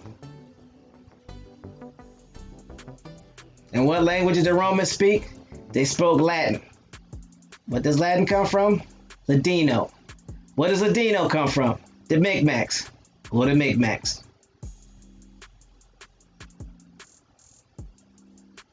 It would make sense why Spain and France didn't have too many wars and fights over here. No, they wouldn't have fought. They wouldn't have been fighting too much. They had no reason to. Remember, if it wasn't for France, Spain wouldn't have helped the United States. Remember, when we talk about the Revolutionary War, the only reason Spain helped the United States was because France asked them to. Yo, cuz, do me the solid. The same thing with recognizing America as a sovereign nation for its independence. It was France and the Ottoman Empire. Don't forget.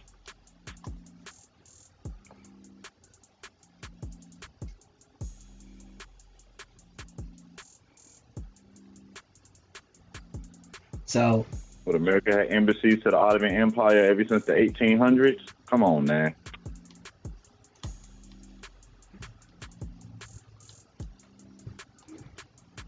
yeah, we gonna be talking about that later on this week, right? And not to mention, the first ambassador to America from the Ottoman Empire, father was a Frenchman. That's another story.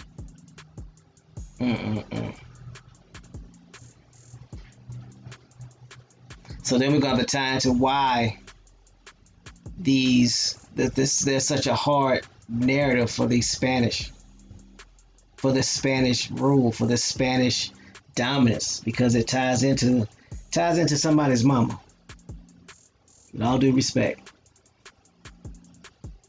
our ancestors can't stand her, but without her,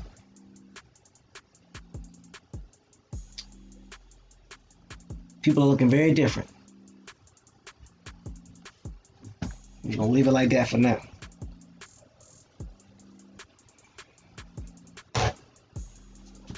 To tell the truth. That's why they tell you that the European in 2019 shares no resemblance of the Europeans in the 1400s, or even the 1500s or 1600s. Yeah, because they were swarthy. They were tawny back then.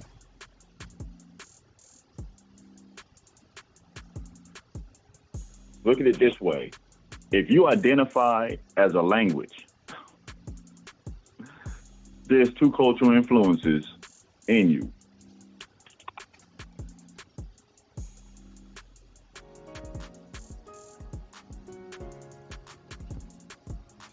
Free says, oh, that's how they got the key to the language. Then they created Latin to displace Ladino and turn a bunch of stuff to uncertain origin. Yep.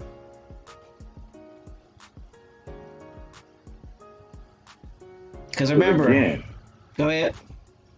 If the Roman Empire is speaking Latin, writing in Latin, how long have they had contact with American Indians?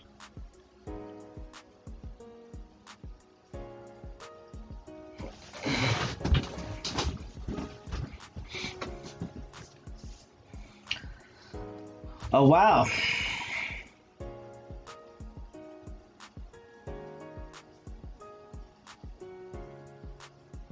So the Micmacs were responsible, either directly, indirectly, knowingly, or unknowingly, for giving the key to place us in a spell.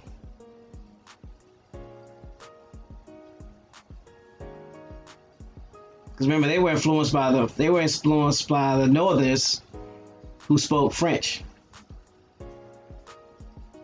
Because before that, Spanish did not exist. Latin did not exist.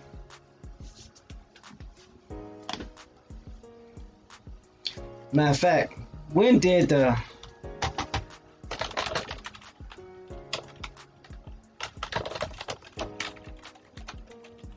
Hold on.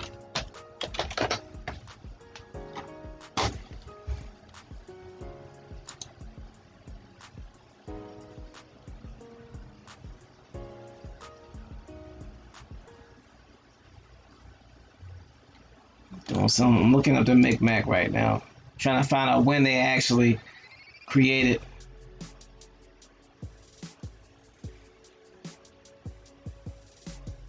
Ladino. I'll go to even mess their heads up. What's the oldest form of European writing that's in Latin? What's their oldest document? You talking about the Constitution? No, I'm just talking about anything in Europe that's written in Latin. What's the oldest document they get written in Latin? So let's say if they got a document that's written in Latin and is dated 300. Mm-hmm. You get what I'm saying? Right. So that means, you get what I'm saying? Ladino had to be around older than 300 because Latin comes from Ladino.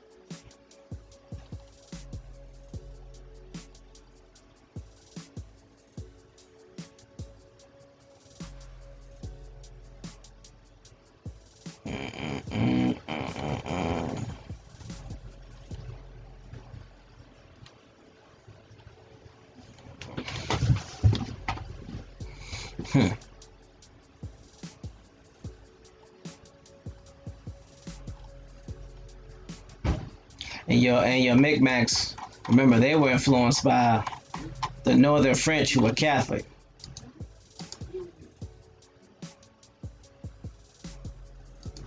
If that's the case, that's why we know it's very possible because we read about people converting over to Catholics what in 500 in the 400s.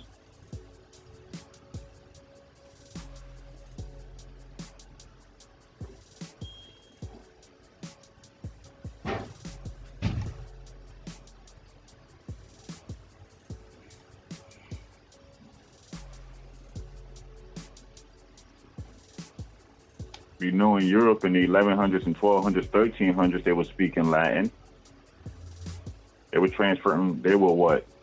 translating documents from Latin to Old English at this time.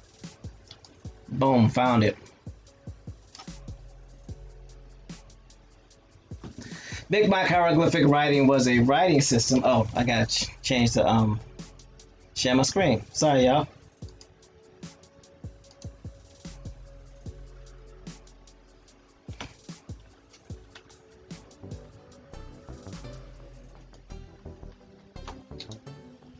Micmac hieroglyphic writing was a writing system and memory aided used by the Micmac, a First Nations people of the east coast of Canada.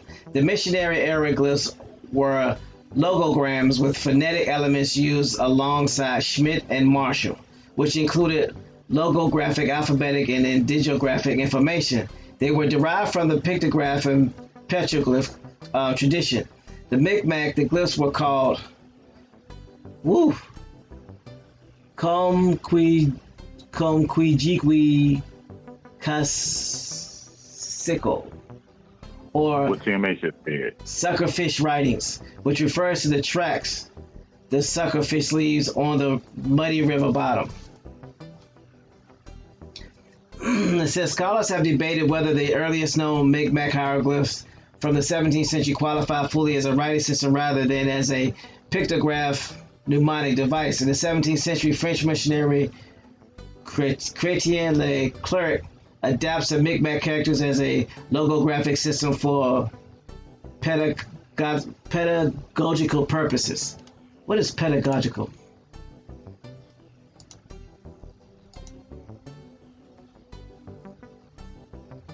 Patagonia? Pedagogy, commonly understood as an approach to teaching, refers more broadly to the theory of practice of learning and how this process influences and is influenced by the psychological development of learners. Pedagogy,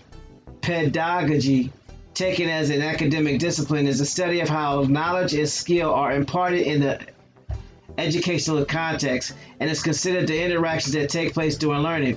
Both the theory and practice of pedagogy varies greatly as they reflect different social, political, and cultural contexts. Pedagogy is often described as an act of teaching. The pedagogy adopted by teachers shapes their actions, judgments, and other teaching strategies by taking into consideration theories of learning, understandings of students and their needs, and the backgrounds and interests of individual students. Its aims may include furthering liberal education, general development of human potential, to the narrow specifics of vocational education. Conventional Western pedagogies views the teaching as knowledge holder and student as a recipient of knowledge, described by Paulo Freire as banking methods. But theories of pedagogy increasingly identify the student as an agent and the teacher as a facilitator. I'm going to leave it there. As well, you should. So then it goes on to say that in 1978, Ives Goddard and William Fritz of the Department of Anthropology of the Smithsonian Institute contended that the pre-missionary system was purely mnemonic, and it could not be used to write new compositions. Schmidt and Marshall argued that the missionary system of the 17th century was able to serve as a fully functional writing system.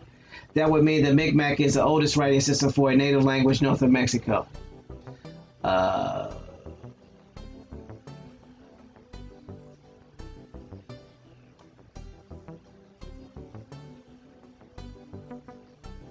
Okay, it says Pierre Maillard, Roman Catholic priest during the winter of 1737 to 38, perfected a system of hieroglyphics to transcribe Mi'kmaq words. He used these symbols to write formulas for the principal prayers and the responses to the faithful and catechism, so his followers might learn them more readily. There is no direct evidence that Maillard was aware of Leclerc's work, and in any event, Mallard's work is outstanding that it was left numerous works in language which continued in use among the Mi'kmaq until the 20th century. The unknown number of birch scrolls containing Mi'kmaq writings were destroyed by missionaries in New England before the writing system was adopted to aid conversion of community members to Christianity. Y'all heard that, right? Mm-hmm.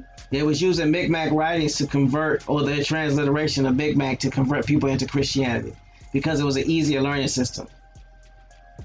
The beginning of the Lord's Prayer in Mi'kmaq hieroglyphics, the text used Nujian Wasok, our Father in heaven.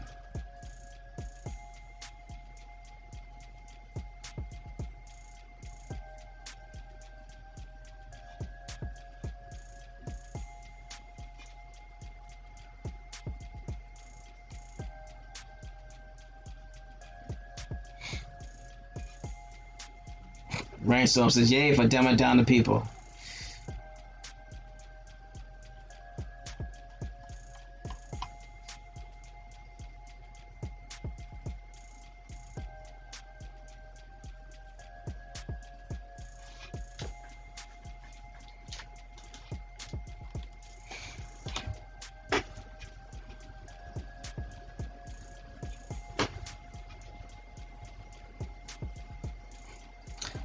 So, what are your thoughts?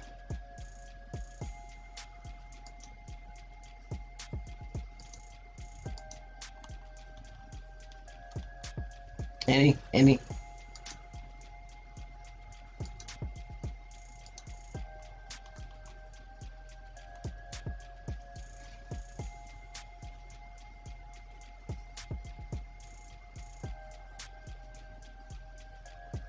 So, the Spanish language that we know of Spanish comes from Latin, which comes from Ladino, which comes from the Mi'kmaq and the other nations of tribes, for the express written purposes of converting people to Christianity or Catholicism.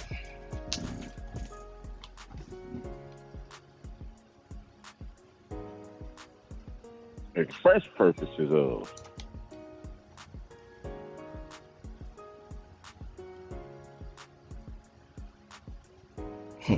LJ Free says, with a Mi'kmaq patty whack, give a dog a bone. Mm-hmm.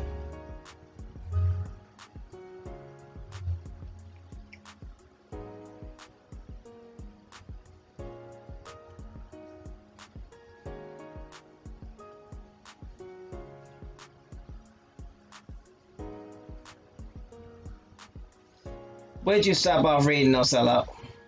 Hold on. I think I know where it is.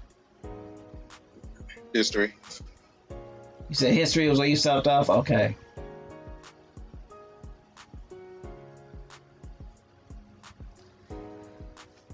So yeah, can you finish off? Can you start reading from there, please?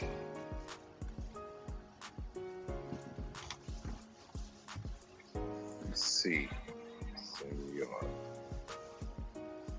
The monarchy in Spain has its roots in the Visigothic kingdom and its Christian successor states Navarre, Asturias, later Leon and Castile, and Aragon, which fought the Reconquista or reconquest of the Iberian Peninsula following the Umayyad invasion of Hispania in the 8th century.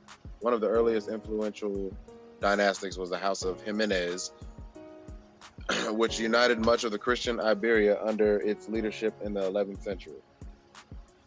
From Sancho III of Navarre until Urraca of Leon and Castile, members of the Jimenez family claimed the historic Visigothic title Imperator Totius Hispaniae, or Emperor of all Spain. The Jimenez rulers sought to bring their kingdoms into the European mainstream and often engage in cross-Pyrenees alliances and marriages, and became patrons to Cluniac reforms. So hold on, stop. It says the Jimenez rulers sought to bring their kingdoms into European mainstream and often engaged in cross-Pyrenees alliances and marriage. What does Pyrenees means?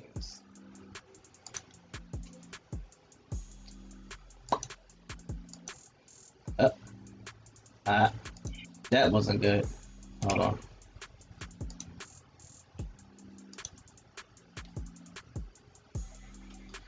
Let me copy this link, put it in the chat.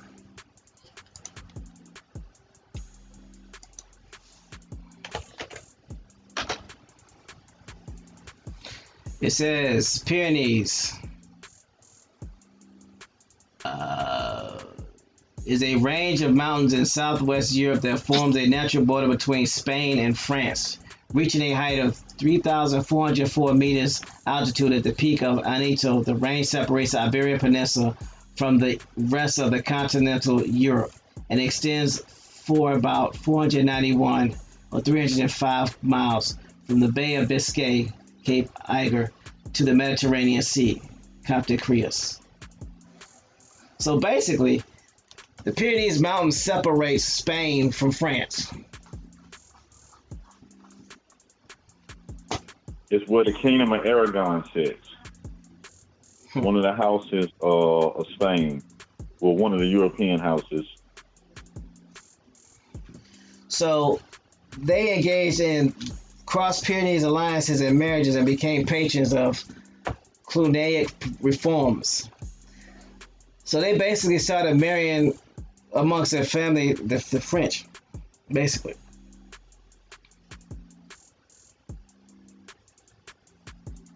Is that what I'm reading? Or is that what I'm saying? Mm-hmm. Okay. Yeah, because remember, Spain was made up of different nations. So, yeah, basically all they started doing was intermarrying with each other to gain power.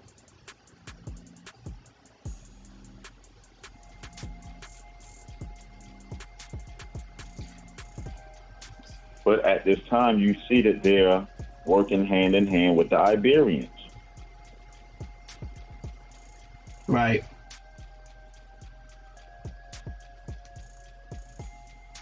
So at this particular point, the Spanish are nothing more than Iberians. That's all they are. That's it. They're a mix of Iberians, like they told you. The Iberians and the Germanics from France. You get your modern day person that's looking like what you would consider a Spaniard. Or lightly or much lighter melanated Arab. Right. Iranians. Mm. Which were at one time called your Persians. Yep. And if you think about it, most people from Iran don't call themselves Iranian. They call themselves Persians. I don't know if people know that. I don't know if people catch it or people even pay that any attention. Most people from Iran, when they over here, they call themselves Persians. They don't call themselves Iranians. We call them Iranians. They call themselves Persians. So it is not an uncommon practice to refer to people from their older or more original names. So if you call a Spaniard somebody an Iberian, 9 times out of 10 they will not get offended. I would at least not think so. Especially if they know their history.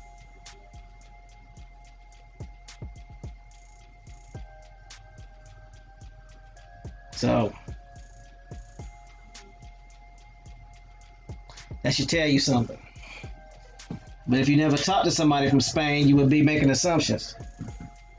If you never talked to anybody from Persia or Iran, you'd be making an assumption. Or if you listen to somebody that never talked to those people, you'd be making an assumption. I'm just saying.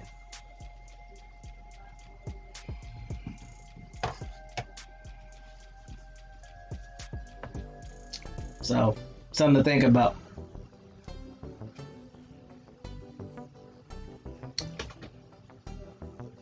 So, at the end of the day, Bones, what do we learn? I'm sorry, I can't help that. Stop it. That Spaniards or Germans and Iberians mix, or Franks and Iberians mixed, or more technically, Franks and Persians mixed.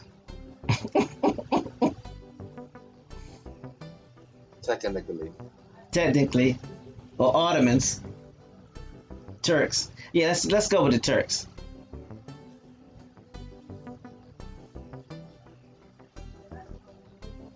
So your Spaniards are Turks and Franks mixed. Is that safe to say? yeah, They ish, regardless. They're Turkish.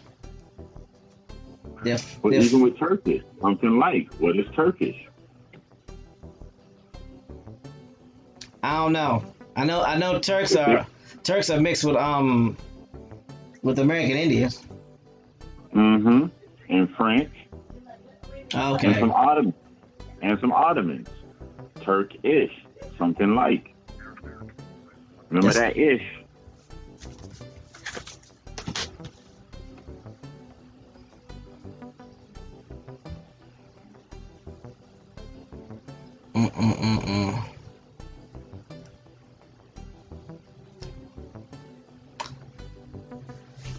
So now hopefully people will understand why it's important to do their genealogy, so you know exactly who these people are and how they tie in, and why it's fundamentally prudent to know what time frame you're talking about, so when you go back and start looking at your ancestors' timeline or where they were at, you know exactly who was in rule, because depending on who ruled at that time will depend on which archives you go to.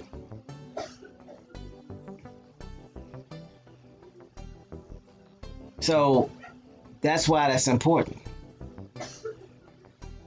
You start looking at the area of Spain and some archives, and Spain is not always going to be Spain. Suppose you get back to the 1400s and you looking up under Spain. It's not going to be Spain. It's going to be something else, because Spain didn't rule then.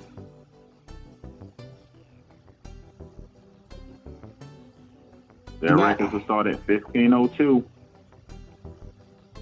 You'd have to look up Hispania or Iberian Peninsula.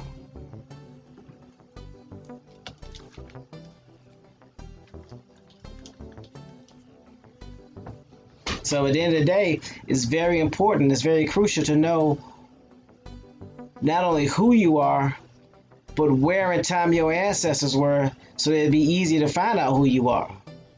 Because if not, you're going to get stuck. If you're only looking at Spain for everything, you have just stopped your genealogy at 1492 or 1502 officially. If you're looking for Spain if you're looking for Spain to be the end all be all to colonization, you have literally stopped your genealogy at 1492. Because Spain didn't come into existence until 1502.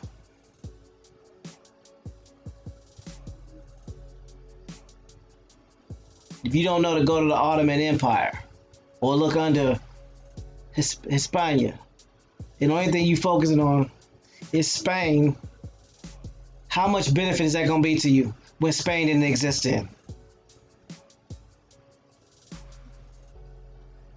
And for all these people, all these channels, and all these individuals that keep talking this Spain narrative, please, please, please provide some proof that Spain existed before 1502.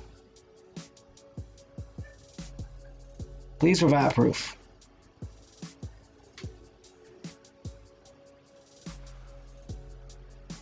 It's got to be some written documentation, because if you're pushing it that hard, that means you know something. And if we're wrong, hey, you know how to reach us. You know how to put that information out there. Yeah, remember, the importance of it is to help you find out who you are.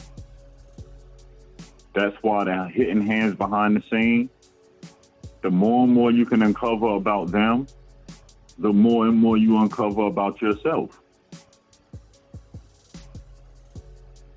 Remember, they refer to everybody on that landmass as Europeans. It's done that way for a reason. Even look up European and realize basically everybody on that continent over there is considered a European.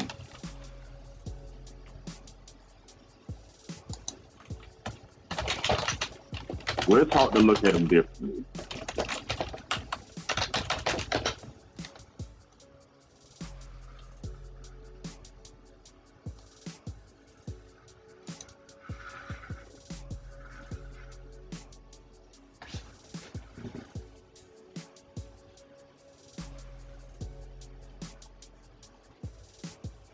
Trying to get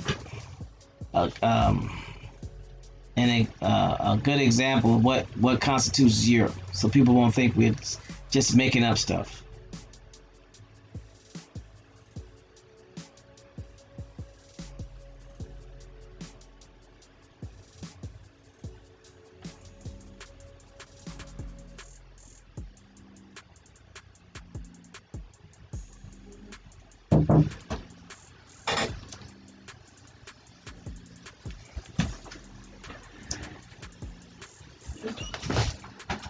Let's see what we got.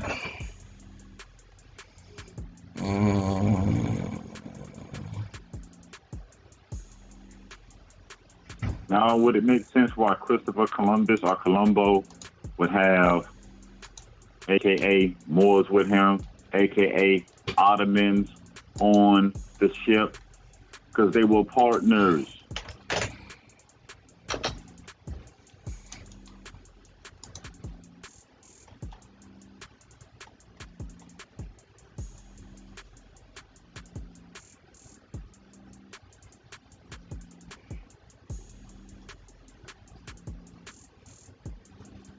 So I'm going to give you, I put in a link, but I just want y'all to see what is considered Europe. Just so there's no misunderstanding.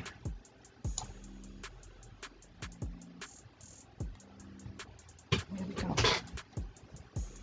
Oh.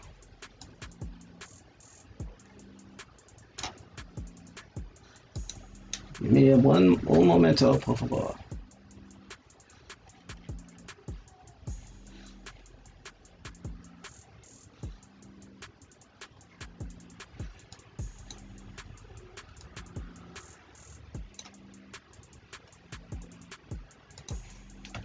Let's shrink this.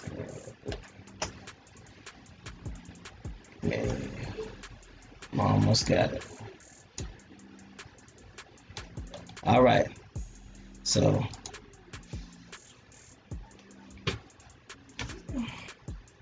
this is considered all of Europe, according to Wikipedia.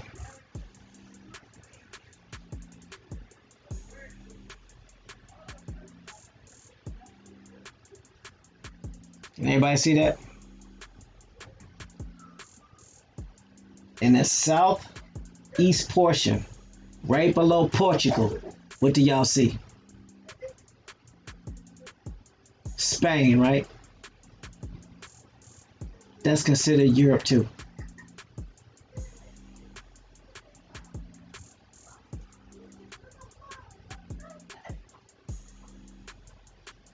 Spain is part of Europe.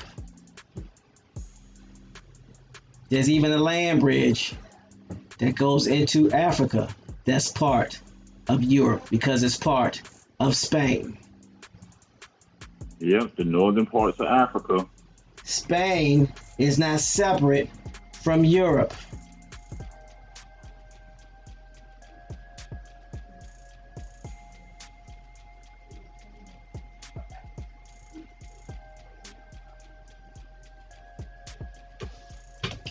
So, Spanish is European. say again? Spanish is European. Yes, European. They're Iberians. They're a mixture of your Franks Frank and Yep. your Iberians. basically. It tells you that they left southwest France and went down there. And it tells you that they mixed in with the people. Mixed in so much that the Germanic part of them, the German part, kind of faded out.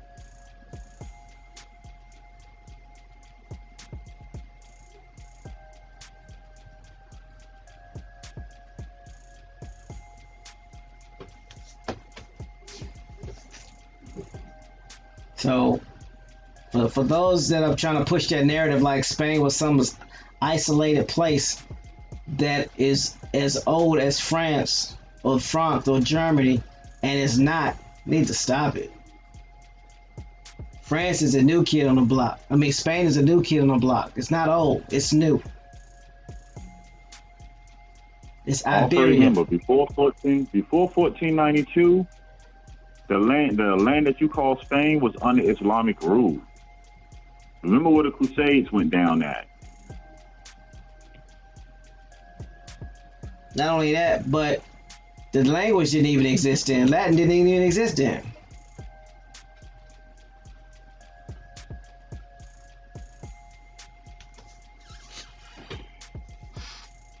Yep, Liberians, that's why they're classified as white. They're Europeans. Remember, they taught us to separate people by the language that they speak. And the famous words of our sis LJ Free, who taught us this?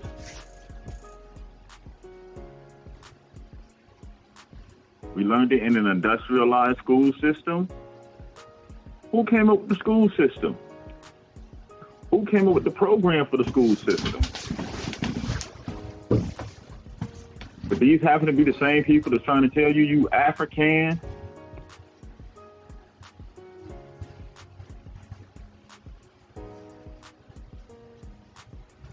I mean, how hard is it for them to go into Africa from Spain, and then go from Africa to somewhere else? They was already in there. To this day, they're still. Man, you got Africans that speak Spanish still. Spanish Angola.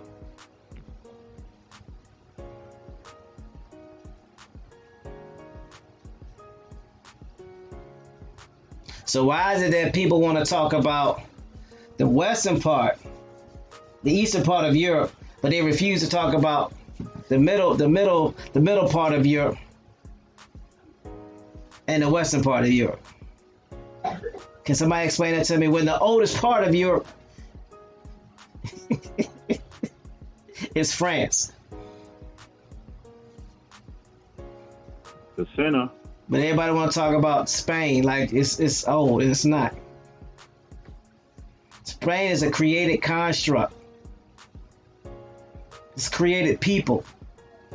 It's a DBA. Remember, we learned this about your so-called England, your British, no longer than a month ago. Because England got their act together how? French Protestants leaving France, going to England, who had finances that was able to put some things together. Then the king act like he was a Catholic, got in the throne, Protestants got ruled.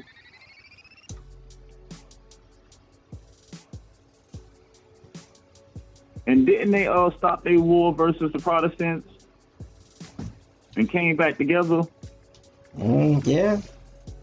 Squash their family beef. Invited the daggone Huguenots back. Oh, but the ones who didn't want to return, y'all want to come home? Don't worry, we're gonna sell to Louisiana and the Louisiana Purchase, which was once originally part of what? New France. Making them immigrants technically now homeless and U.S. citizens. Dang.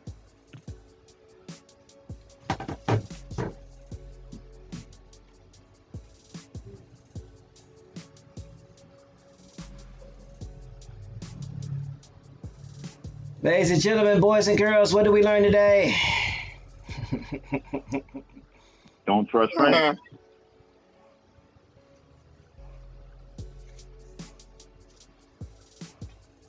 The Spaniards are Iberians. And Franks. Mixing together to create your Spaniard.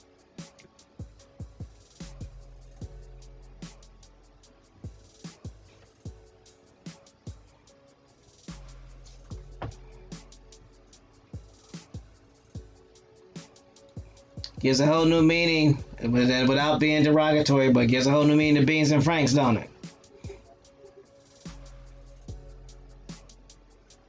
To let you know that it's a blatant story told. Why are Mexicans called Spanish?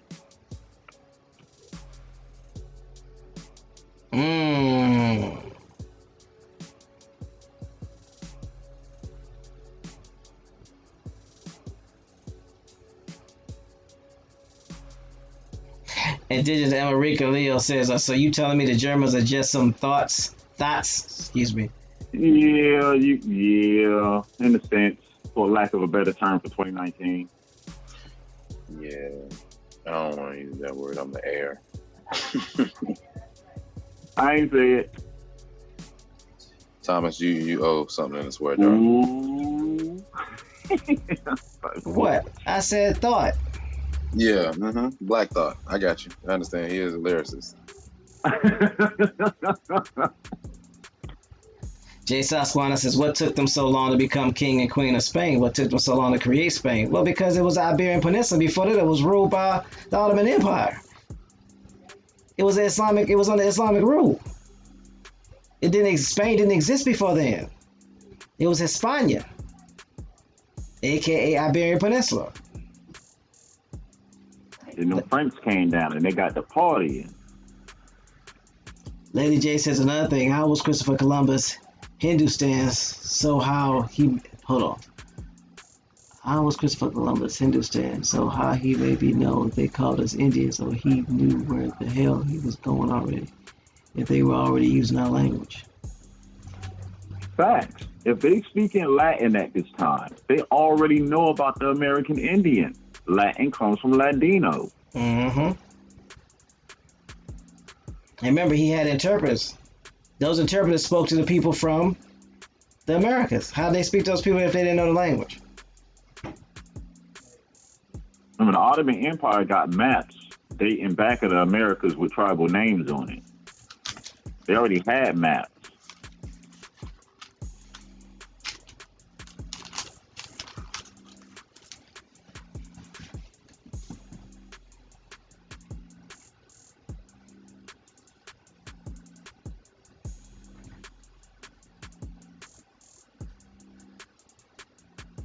Just remember, your Spanish monarchy come directly from out of Germany.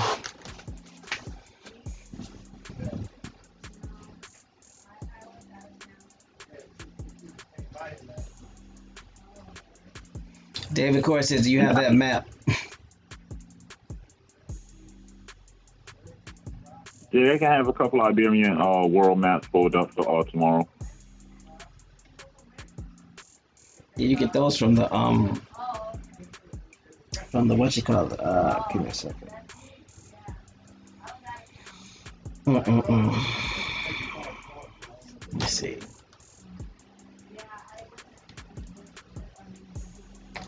Let me put the slideshow back on. Trying to remember where those what you call them came from.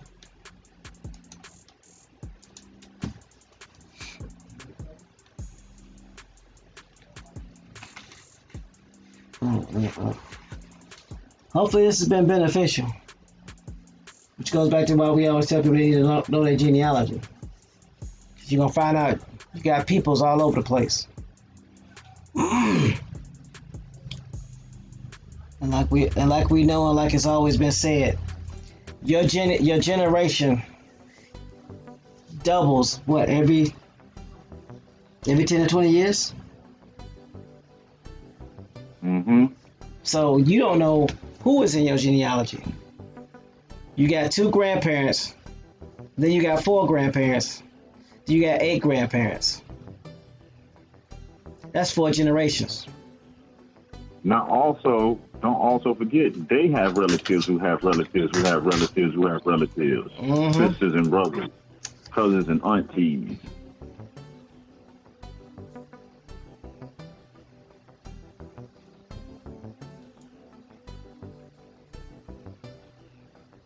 Like I said, find out who you are and identify with the best of who you are. But first, find out who you are. If you don't know who you are, you're never going to make it any place. Because you might be going in a direction that's not your direction and you have no idea because you don't know who you are. Sometimes in life, you wonder why you're giving it your all for something. And it seems good and positive, but it just don't work. Maybe that's not the direction for you, and you have a better understanding if you knew who you was. Just another thought. At the end of the day, after 7 generations, you got over 128 grandparents.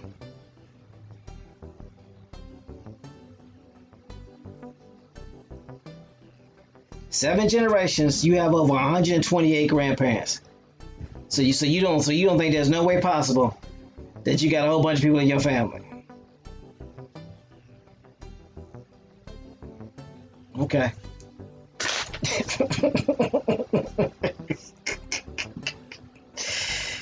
Oh boy. So what we gonna do, good people?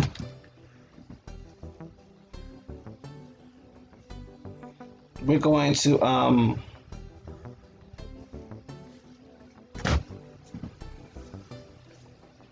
get on up out of here and let you go on with your day and move forward. Do something great for your community and for your fellow self and your family. So, no sellout. What do you got to say to these good people before we get on up out of here? All right. Appreciate everybody for showing up today. This Rising. As I always say, if you have any questions, comments, concerns, and or corrections, we are able to be reached at our email address, the website, the forum, the phone number, Instagram, DM, Facebook, Messenger. Pretty much we're available to be contacted, if you have anything to say to us. Shout out to everybody who showed up today. Peace to the panel. Peace to the best chat ever.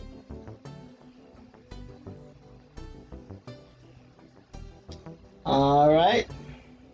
Thank you. Appreciate that. No sellout. At the end of the day, we're here to help. We help you here to help you do your genealogy. Everything we do is geared towards helping you find out who you are and what tribe you belong to.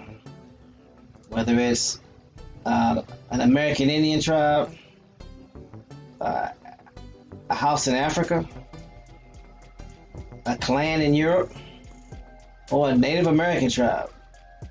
Really doesn't matter. We're not here to tell you who you are. We're here to help you find out who you are. So that's why we do what we do. So the information that we provide is to unlock and unblock any pathways or doorways or entrances that could lead you to finding out more about your genealogy, which is basically your family tree, your lineage, where you come from. So you can tie back into your land. So you can tie back and get your peoples and claim what's rightfully and legally yours. It's very difficult to do that if you only know a third of the story. If you think everything begins and ends with Spain, then you officially stop your genealogy at 1502.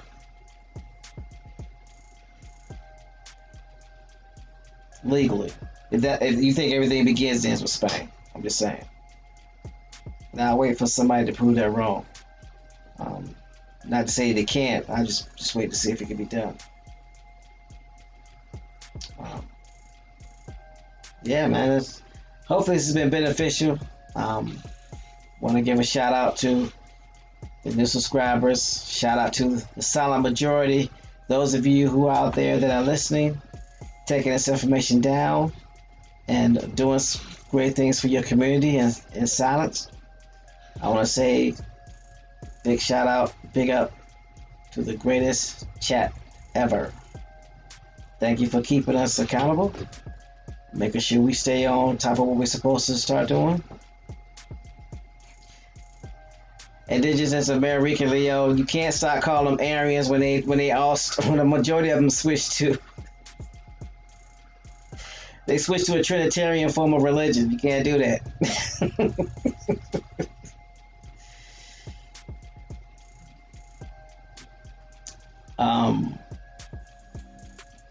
I want to thank the panel because y'all make what I do so much easier. To all of A2, everybody that's part of A2, the nonprofit, that's still on the staff, they're on the board. Appreciate y'all. With that, I'm going to turn it over. Really? What? That was loud, bro. I'm going to turn the mic over to Bones H. McCoy so he can take us up out of here and he can get salutations. I'm done.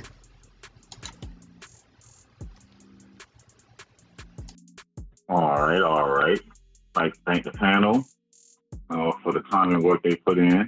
I'd like to thank the listeners. I'd like to thank the ones that are active in the chat, because again, without you, none of this would be possible.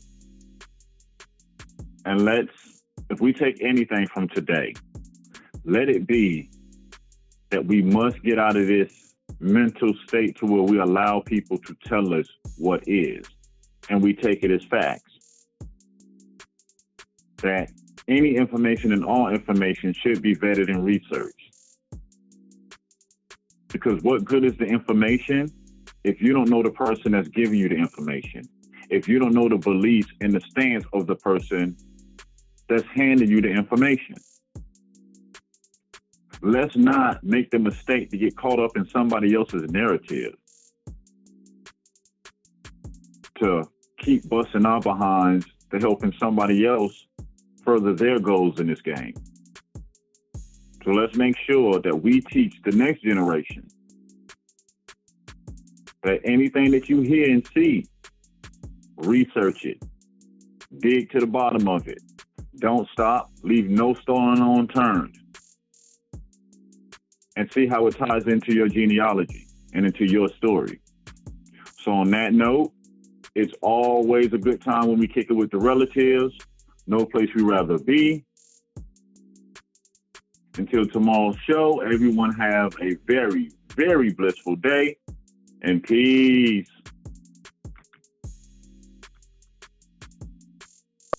Peace, y'all.